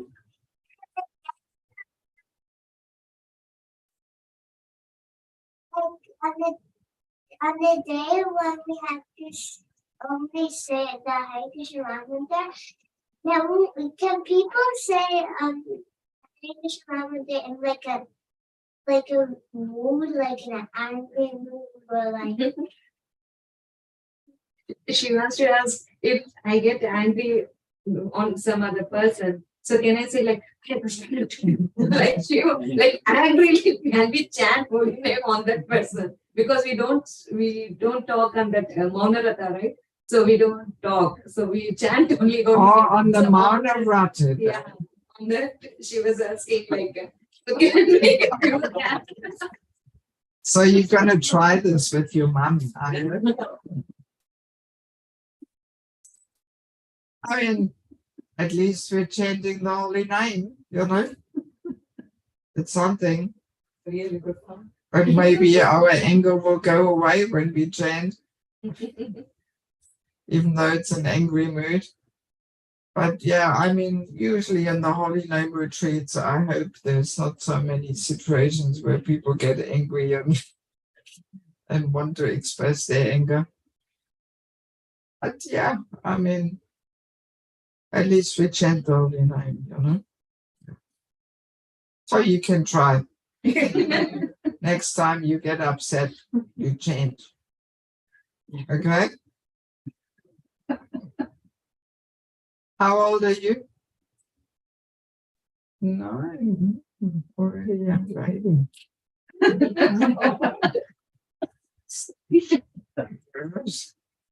Okay, what else?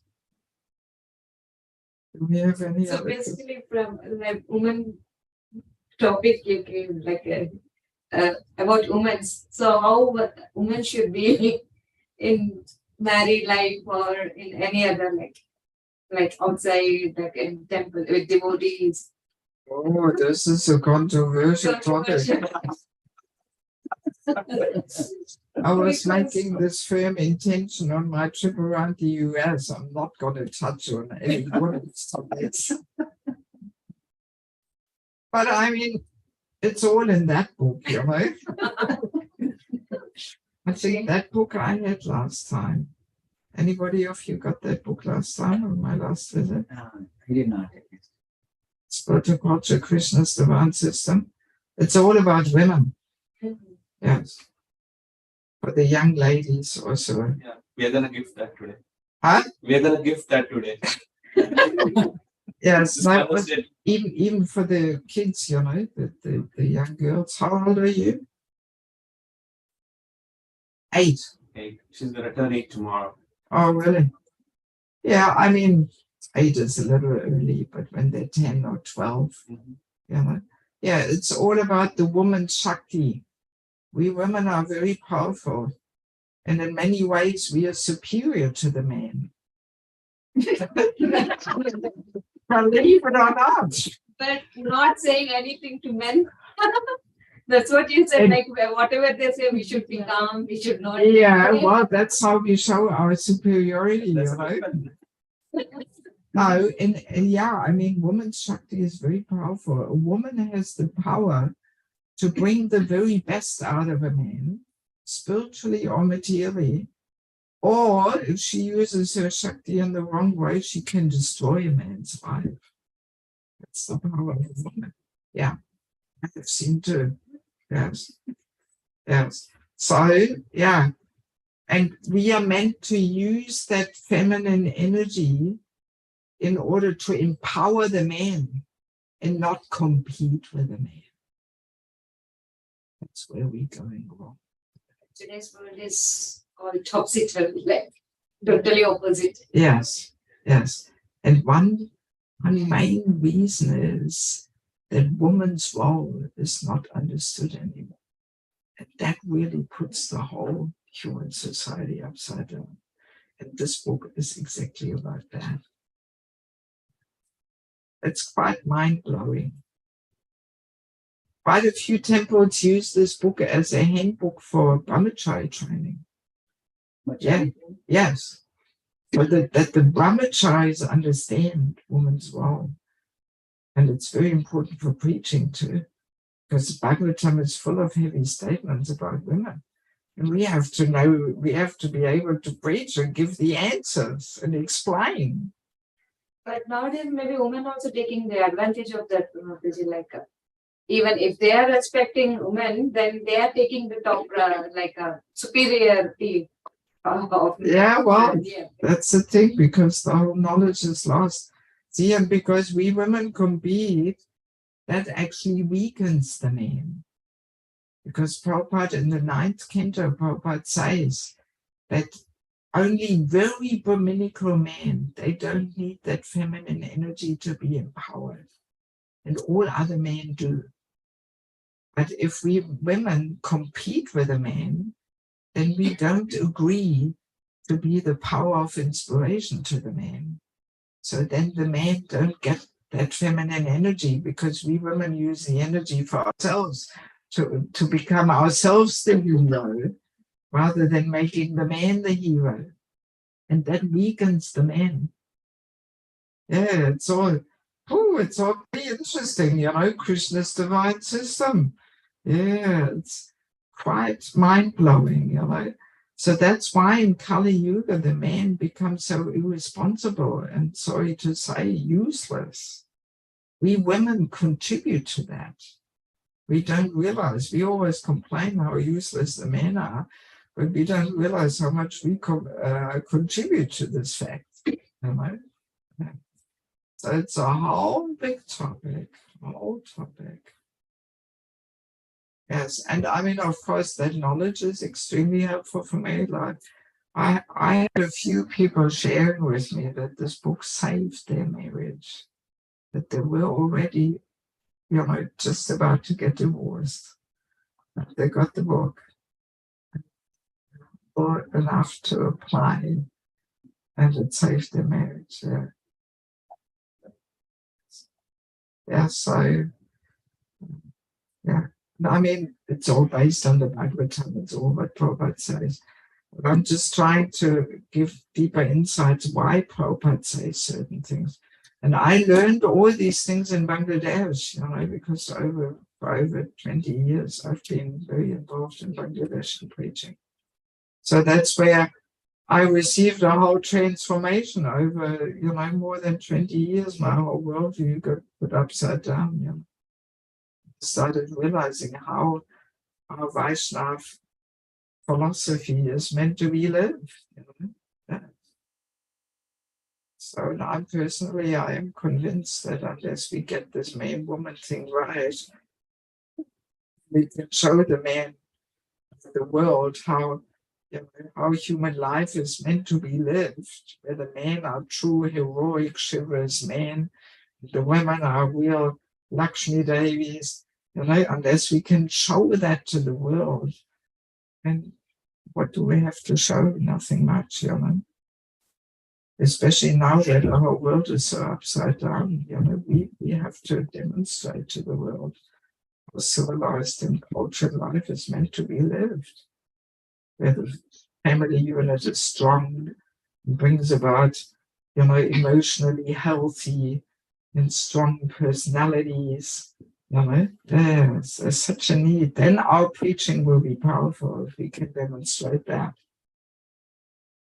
But if we face the same confusions like people out there, and high divorce rates, single mothers and all this, what do we have to show? Nothing much.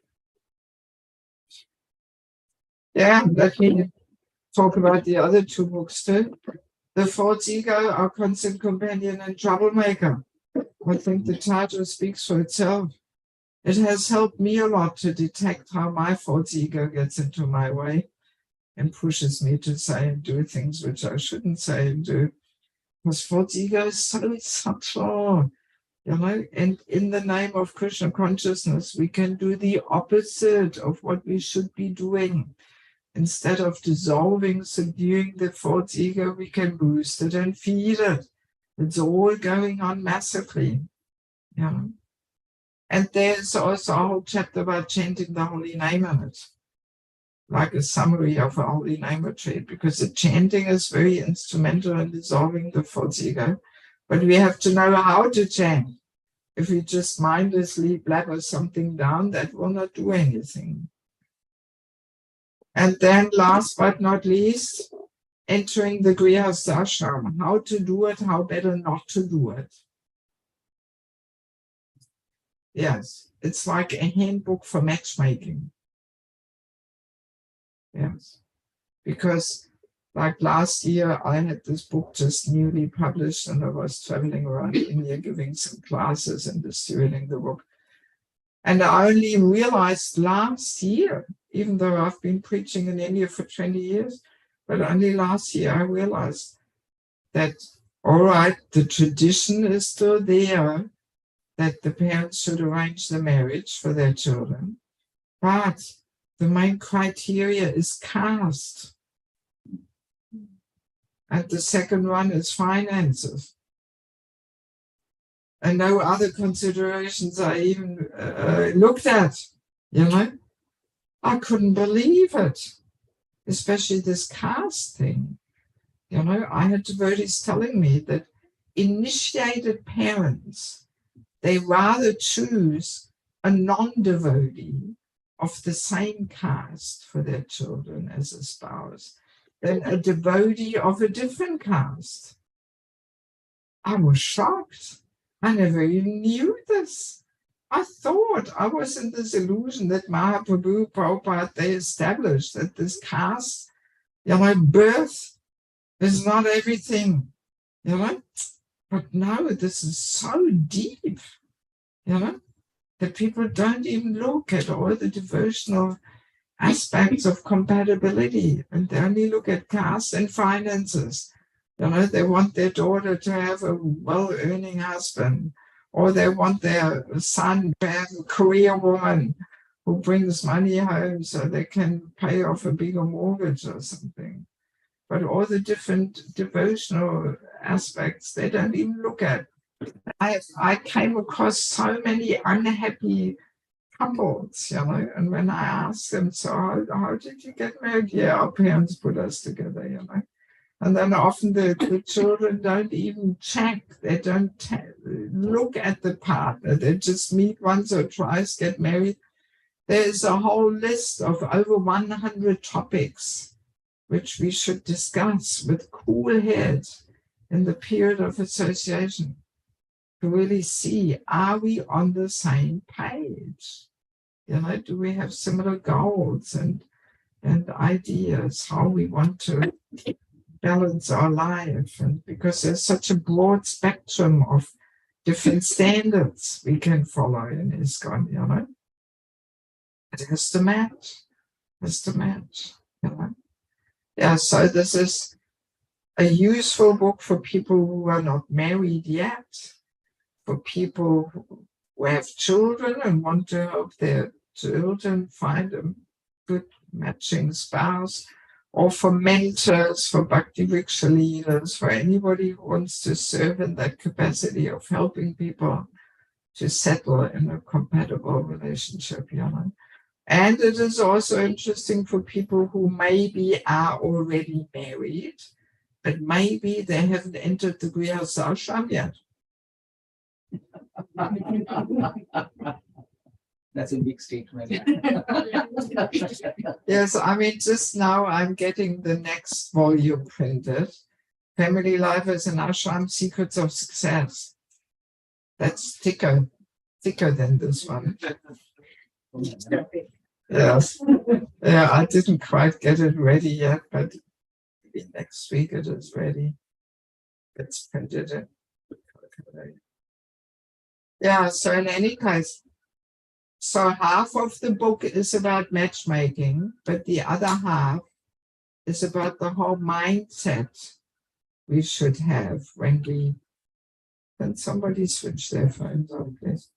Yeah, the mindset we should have when we want to make our family life as an ashram. It's a different outlook, different mindset, different approach, even the importance of sticking to one's word of honor, one's promise, one's vow.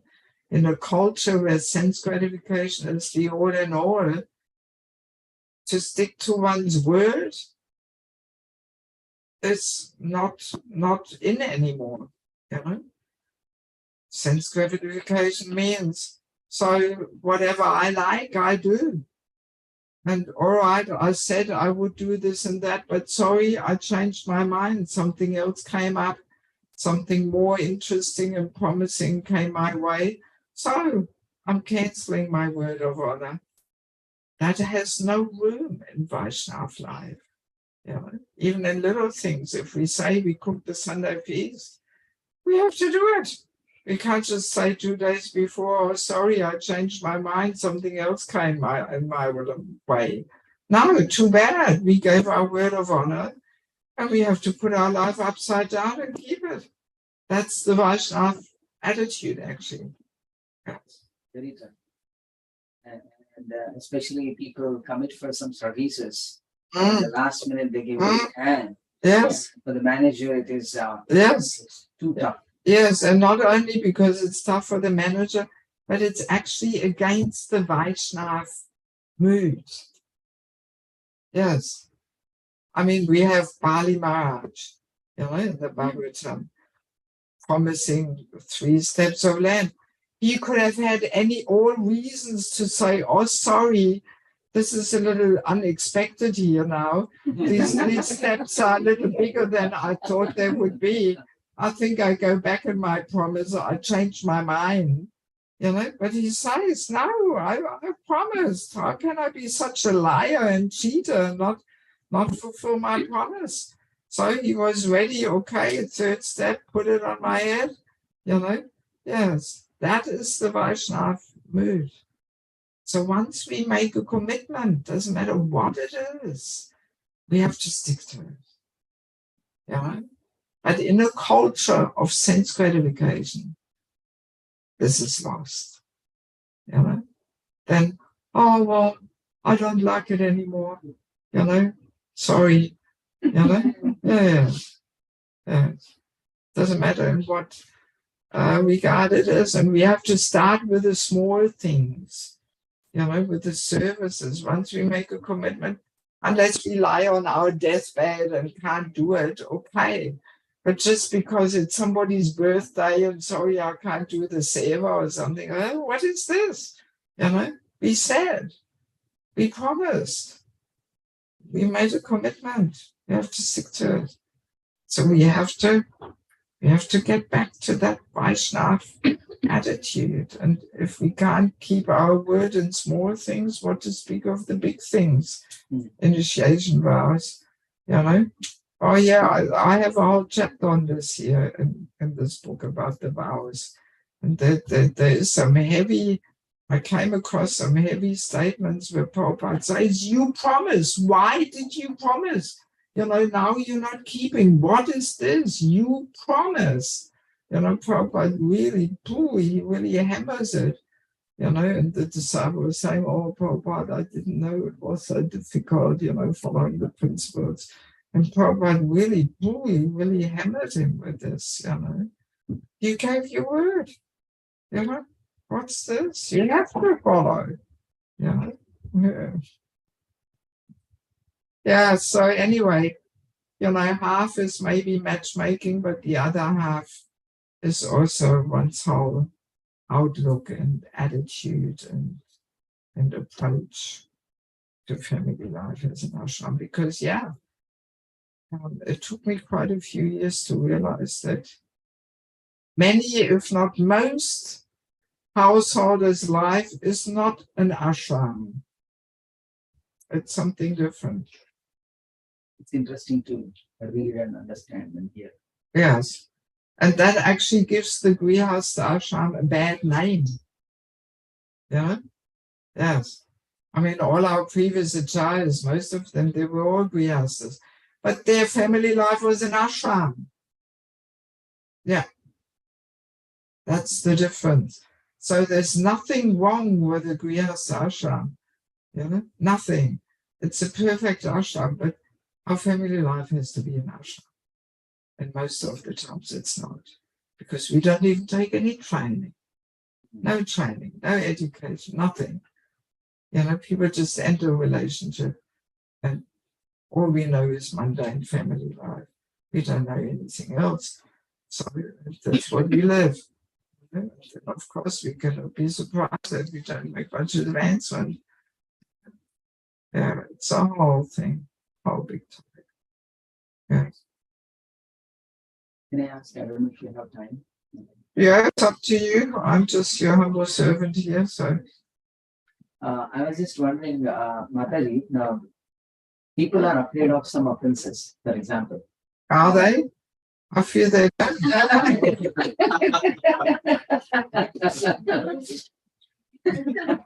It would be good if they were. Yeah. Now, with that kind of offense, I mean, knowing that if I have a straightforward person, if I speak the truth, people get offended, or people speak mundane topics or gossip in the temple. Let me not even go to the temple. I will only do the sadhana at home. I'm good as a devotee at my home. So, what is the right thinking in that sense? Is it the right thing to do? If not, why? No, of course. I mean, we need the association of devotees. Even serving in the association of devotees under senior guidance is so purifying, So if we just sit in our home, even just coming and sitting in front of a speaker requires actually humility, Yes. And you can bypass that by just sitting on your lounge and watching over the internet and eating and making jokes. Oh, did you hear that? Oh, let's switch. Let's listen to something else. You can actually maintain your pride very nicely by just doing your thing at home, But to come to the temple and associate with devotees and sit in front with them and hear from each other, that all requires humility and is so purifying, So the situations are like people offend me, or they speak ill about me, or they ignore me, they don't talk to me properly. When all such cases comes, a neophyte stage person thinks, oh, why should I even go there? These people are these the devotees? They don't have any qualities of a devotee. Why we have to stop talking Vajalpa, that's the problem. Then we don't have all this, gossip and all this fault finding and criticizing and all these things going. It's not a reason not to associate.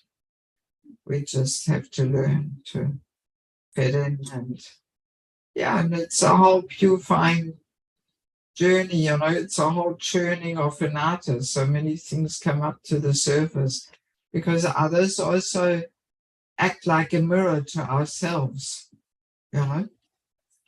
Yeah, so then, it comes to the surface, So, and how else can we work on things unless they come to the surface? So I mean, we are bypassing the whole process of Krishna consciousness if we don't go to the temple. Yeah. And I mean, yeah, I often come across this too, that people say, oh, in the temple there's always some problem and always say, I better stay aloof.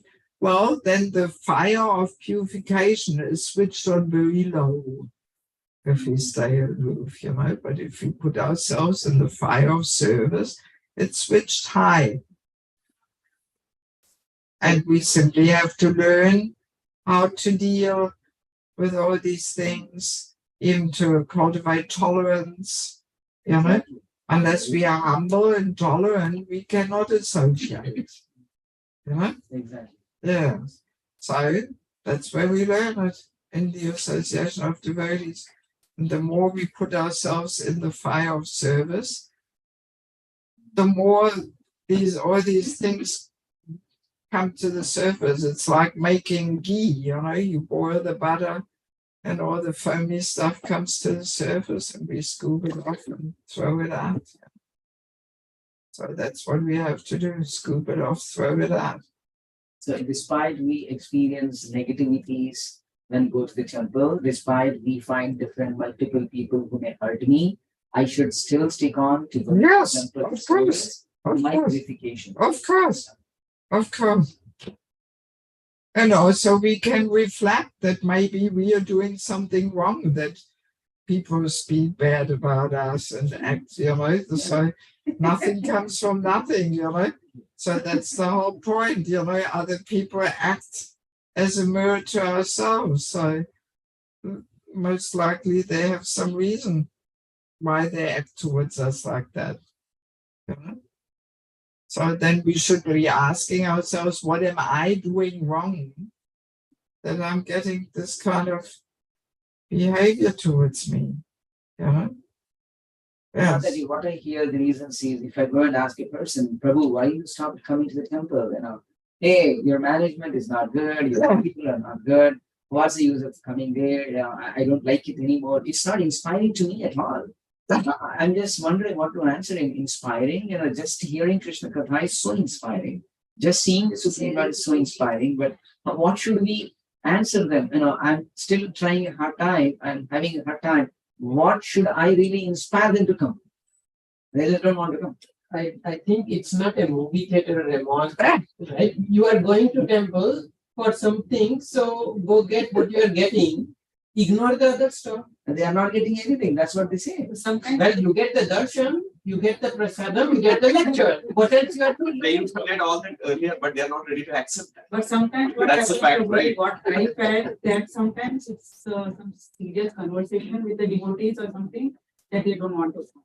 It's not like that they don't want to come to temple because they don't want to hear, because they were ready and they were inspired, right, before they were coming. But they don't want to say because they are not very close with someone that what's internally going on with their life. So lack of sheltering relationships. Yes.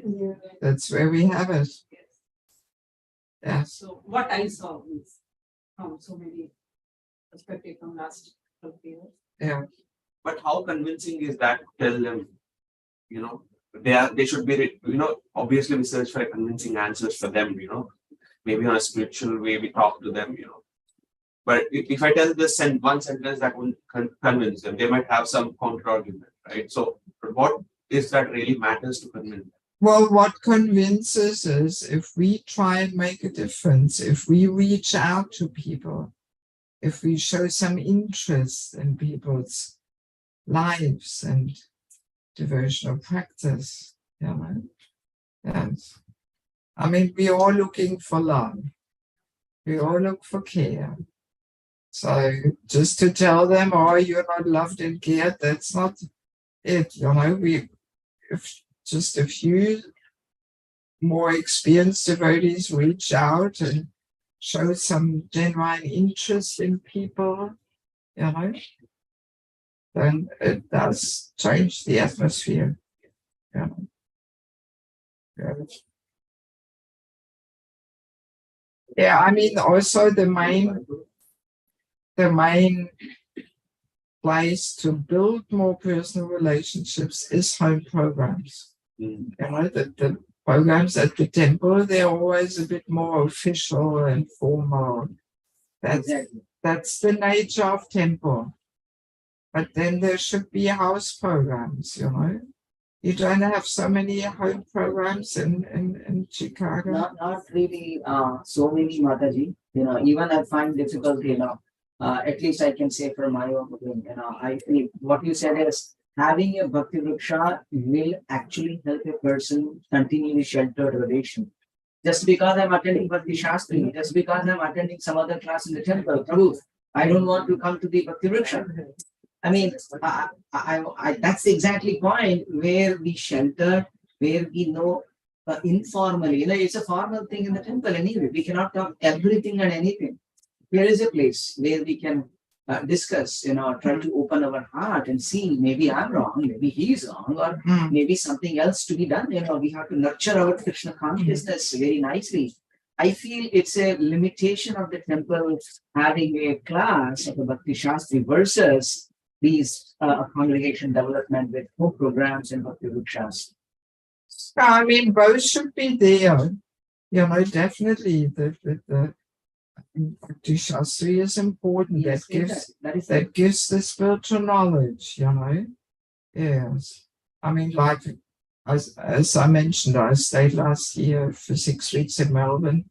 Melbourne is really into education, They have several batches parallel of Bhakti Shastri, and then there's Bhakti Vaibhava and this, and so many courses, Founderacharya course, Guru Disciple course, this thing, that thing. So, and that really, that ISKCONizes the Indian congregation, If that's not there, then it's more the general Hindu mood. Yeah, sorry to say. But once people get that education, then they become Prabhupada and Mugas, Yes. And then they're fired up there in Melbourne. My God, many of the family men, they come in the mornings, do the puja on the altar, and then they grab the Maha food and run off to work, So it's quite amazing. A lot of Bhakti Vrikshas there. Yes, so many. Many. Yeah, I was visiting them on the weekends, Yes, they're fired up at all different times, Sunday morning, Friday morning, Friday evening, Saturday evening, but even Sunday mornings after the Bhagavatam class, they go and have their group, they're fired up. Yeah, so I mean, no matter how you call them, whether you call them Bhakti Vriksha or this thing or that thing, the main thing is the house programs. Just to meet in somebody's home sets a more personal setting. And it just facilitates the more personal bonding, So there was not enough information when they were at home programs. There was no information about where they're going on. It was like Ramapada Swami comes, Parana Swami comes, and people invite them over. But I did not know anything about anywhere. Oh, I didn't know that. Because I talked to one devotee, and I learned about once or twice only. But I know they were going everywhere. And I had no idea. That's lack of communication, not knowing what is going around. Yeah. That's true. Maybe you can go into temple events or something like that, like some site where we can go. In the website, we used to have that entire page of all Bhakti Vrikshas. Okay, what was happening at least. But right now, I think, Bhakti Vrikshas and Bhakti Vrikshas. But Maharaj is that communication is lacking. I agree, Mataji. What you said. We need to improvise on that. I will take that as a feedback and take it back. Because for us, anything twins will say, then we know. Otherwise, we don't know anything. Exactly. Only they have to tell us, then we know. Then you will know. Yeah. Otherwise, there's no way for us to know. That needs to be improved. Mataji Prabhu has a question. So, Hare Krishna. Number kindly forgive me for the alarm going. I can go for a half hour expressing my gratitude here, as I didn't expect it to go this deep. So many points to reflect on and so many questions. I'm grateful to Prabhu and this little association I had that I'm able to come here. I'm grateful to my mentor who had been helping me and been available during my bad times and helped me and pulled me back here because this point came up. And one question I have is that is related to blasphemy of devotees. So, is it blasphemy when it comes physically or even in the mind? And if it is in the mind, then how to get repent or like how to repent that and like get rid of that? Well, it says that in Kali Yuga, the offenses in the mind are not really such heavy offenses. But then again, also, sooner or later, it will manifest externally what's in the mind, And as we were saying, Manu Samhita says, even if we're not happy seeing a devotee, that's already, indicates some offensive mentality, So, yeah, I mean, basically it all starts in the mind, and that's where we have to be careful, But maybe the other question I can answer in more general terms. There is 5 steps which I like to give in connection with any kind of transformational internal work we want to do.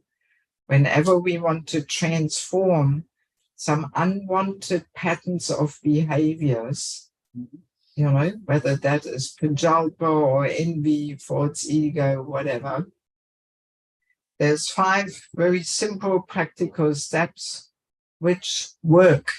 They are powerful. So step number 1 we did today, that's hearing.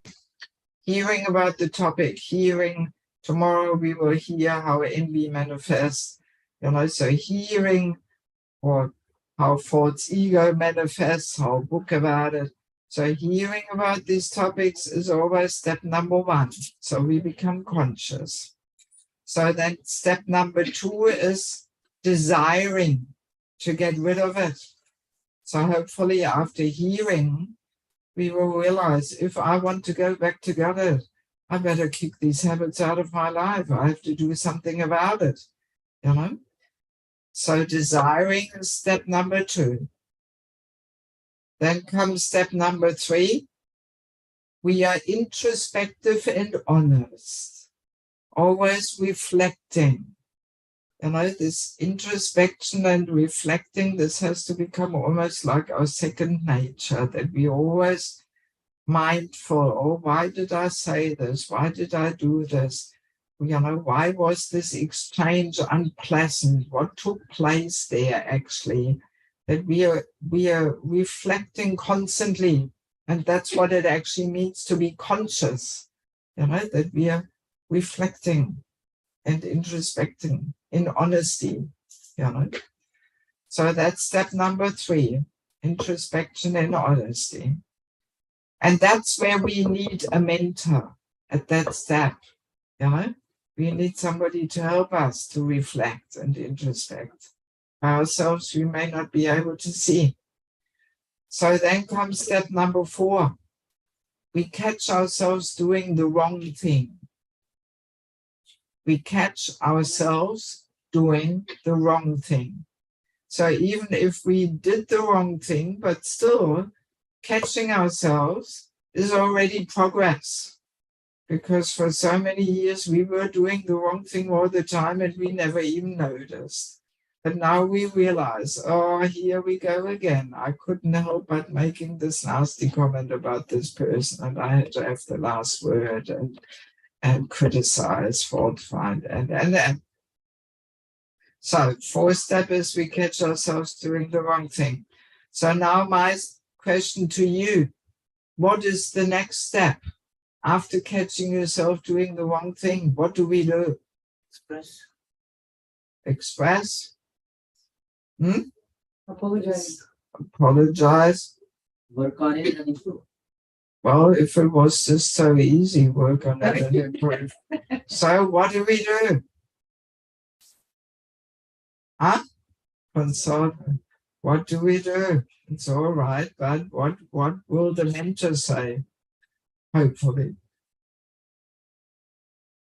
Sadhana. I don't know. Yeah, we're getting into the direction. That's just why we did like that as Chant. Yes, chant. How? Attentively, properly. Chant with the mood of asking forgiveness. Offenseless. Crying out to Krishna. Yes. Crying out to Lord Nrsingadev. He is very expert with his sharp nails to perform the heart surgery. He prepares our heart so we can one day approach Radha Krishna. That's Lord Nrsingadev's job. Yes. So, because these things, understanding that Prajalpa has its roots in envy. So envy is so subtle, so deep. We have been carrying that with us for so many lifetimes. We, out of our own strength, we can't free ourselves from that. We need Krishna's help. It's like a little Hiranyakashipu within, Yes. So we have to cry out to Krishna desperately. That's our only saving grace. Yes. So if we do these last 3 steps, we are introspective and honest. We catch ourselves doing the wrong thing. We cry out to Krishna. If we do these last 3 steps again and again and again, then sooner or later we come to the 6th step. We catch ourselves doing the right thing. That we will meet some little daily situation. What was the next one? We catch ourselves doing the right thing. So we will face some little daily situation where we realize, a few weeks ago we would have acted differently. But now we could just let it go by. We didn't respond. We didn't get agitated. We didn't have to have the last word. And so we could just let it go by and it didn't irritate us, So then we realize actually it works by Krishna's mercy. And like Gaur Govinda Maharaj used to say, an ISKCON temple is like a crying school where we learn how to cry out to Krishna. Seems good. Yes. So that's actually the essence of Krishna consciousness, really, to actually cry out to Krishna. But our problem is that we always hang on to this illusion and hope that this envy will give us some juicy fruits too.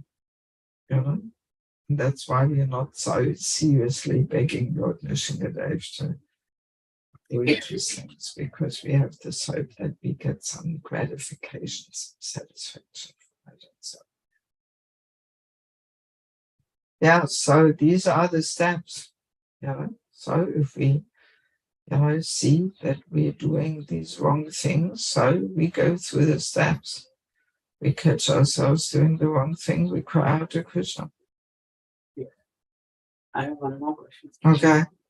Which is related to Radhika's question. An old individual, non-devotee, has developed an emotional bomb over the years. Hang on, what?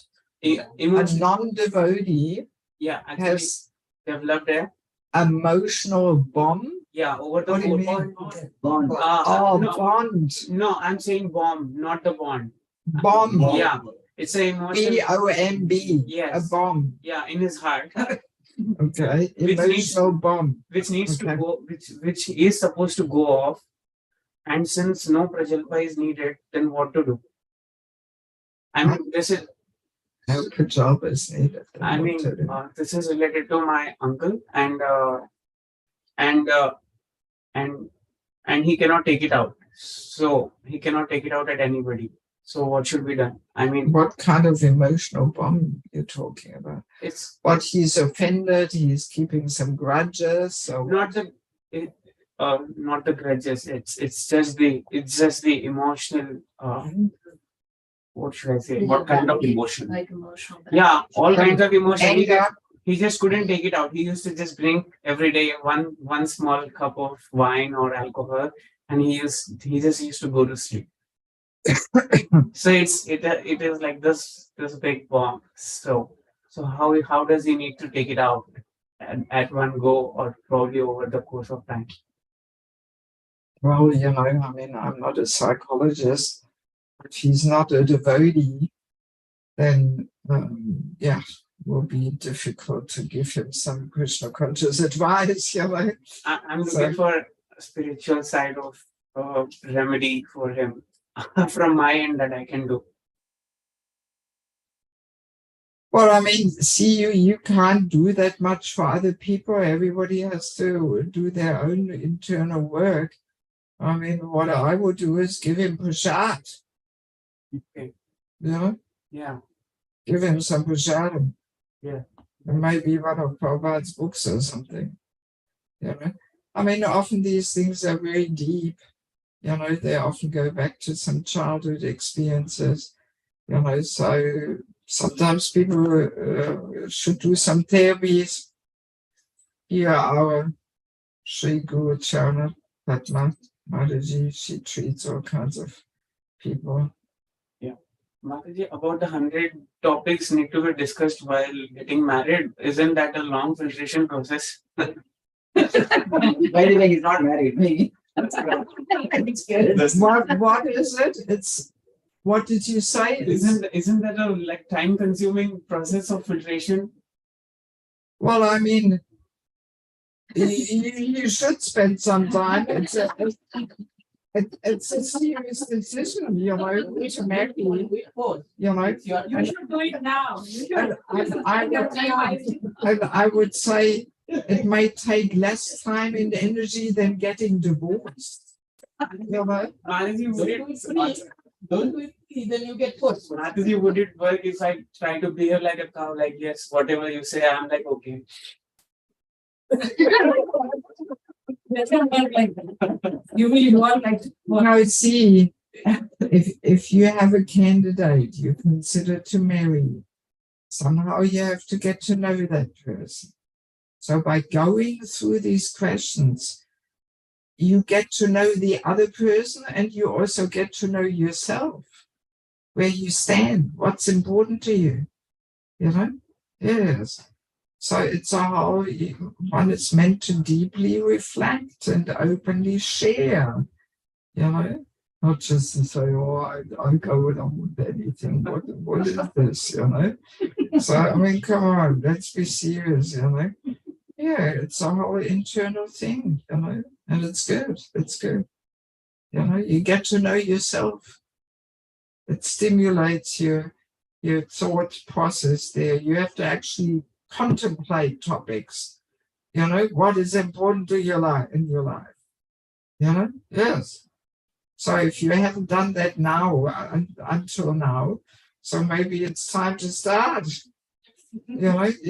Just to become a little conscious and understand what's important. Which way do you want to go? How do you want to mold your life? What are your goals, your priorities? Yes. We want to develop ourselves, We don't want to stay as we are and just be some vegetable there, Thank you so much. Okay. All right. One question a day is 3 months, not that long. No, I mean, see, usually people go systematically through the questions. They meet every day, 2 hours or something. And then it takes them 3-4 weeks to go through the questions. And by then, they have a pretty clear picture about the other person, Yeah. I have a question. What's the time? It's okay. 9 o'clock. Yes. Let's take a break. No, go ahead. He's asking first question, I guess. So last question. Yeah. He also has a And question. yeah, you go. Hare Krishna, I had a question. You said, like, you mentioned a point where it's not good to be single either, or just to be single. But wouldn't that be better than to indulge into a relationship that you'll regret 25 years later, like after getting married? Like, Well, the idea is, to make that change of ashrams in a proper way, under the help of senior devotees, under guidance according to Krishna's recommendations. And see, if we learn to see things in a Krishna conscious way, then even though things may not be to our liking, but still we may have learned so many lessons, So, just to regret, regretting that we married somebody, we usually do, if maybe our goal is just to have fun and sense gratification, and then, I didn't have enough fun and sense gratification in that marriage, so now I regret. Now, you see, if we see Krishna's hand in our life situation, then we understand nothing happens by chance. There must be some reason why Krishna puts us in this situation. So what am I meant to learn here? And then we will not regret.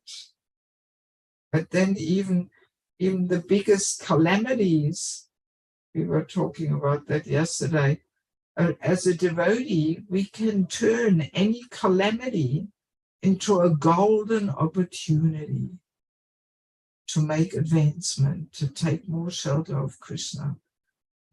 Yes. So that there's no question of regretting. No question. If we see Krishna's hand, Krishna's arrangement in everything in our life, then there will be no regret. And there's that faith in Krishna, that Krishna gives us what we deserve and what we need for our purification. That's the attitude. So then we will not regret. So, no excuse. because you said you grew up in a family like where your parents don't fight, but like what if you grew up and like throughout your life it's been like constant like arguing and stuff? Well, even there, we can only say, well, there must be some reason that I ended up in such a family. So, and now let me make it better, Yes. And let me transform all kinds of, bad impressions and experiences I had. Let me do some internal work to transform them, and let me be smart enough to, rely on a man who is dependable and responsible, who will not be in any way abusive or anything like that. So we have to, know what to look for, and we have to go about it in the right way. And that's what the book will tell you. How old are you? 17. 17? Yeah, it's good to think about these things at that age. Yeah. So if any of you want some books, let's get to the deal. This might somehow. It's not standing very nicely. Hang on, don't take the microphone away from me. Oh, so you want me to sit down? Sure. Yeah, that would be good. Yeah, so these two books are $15 each. The other two books are $20 each.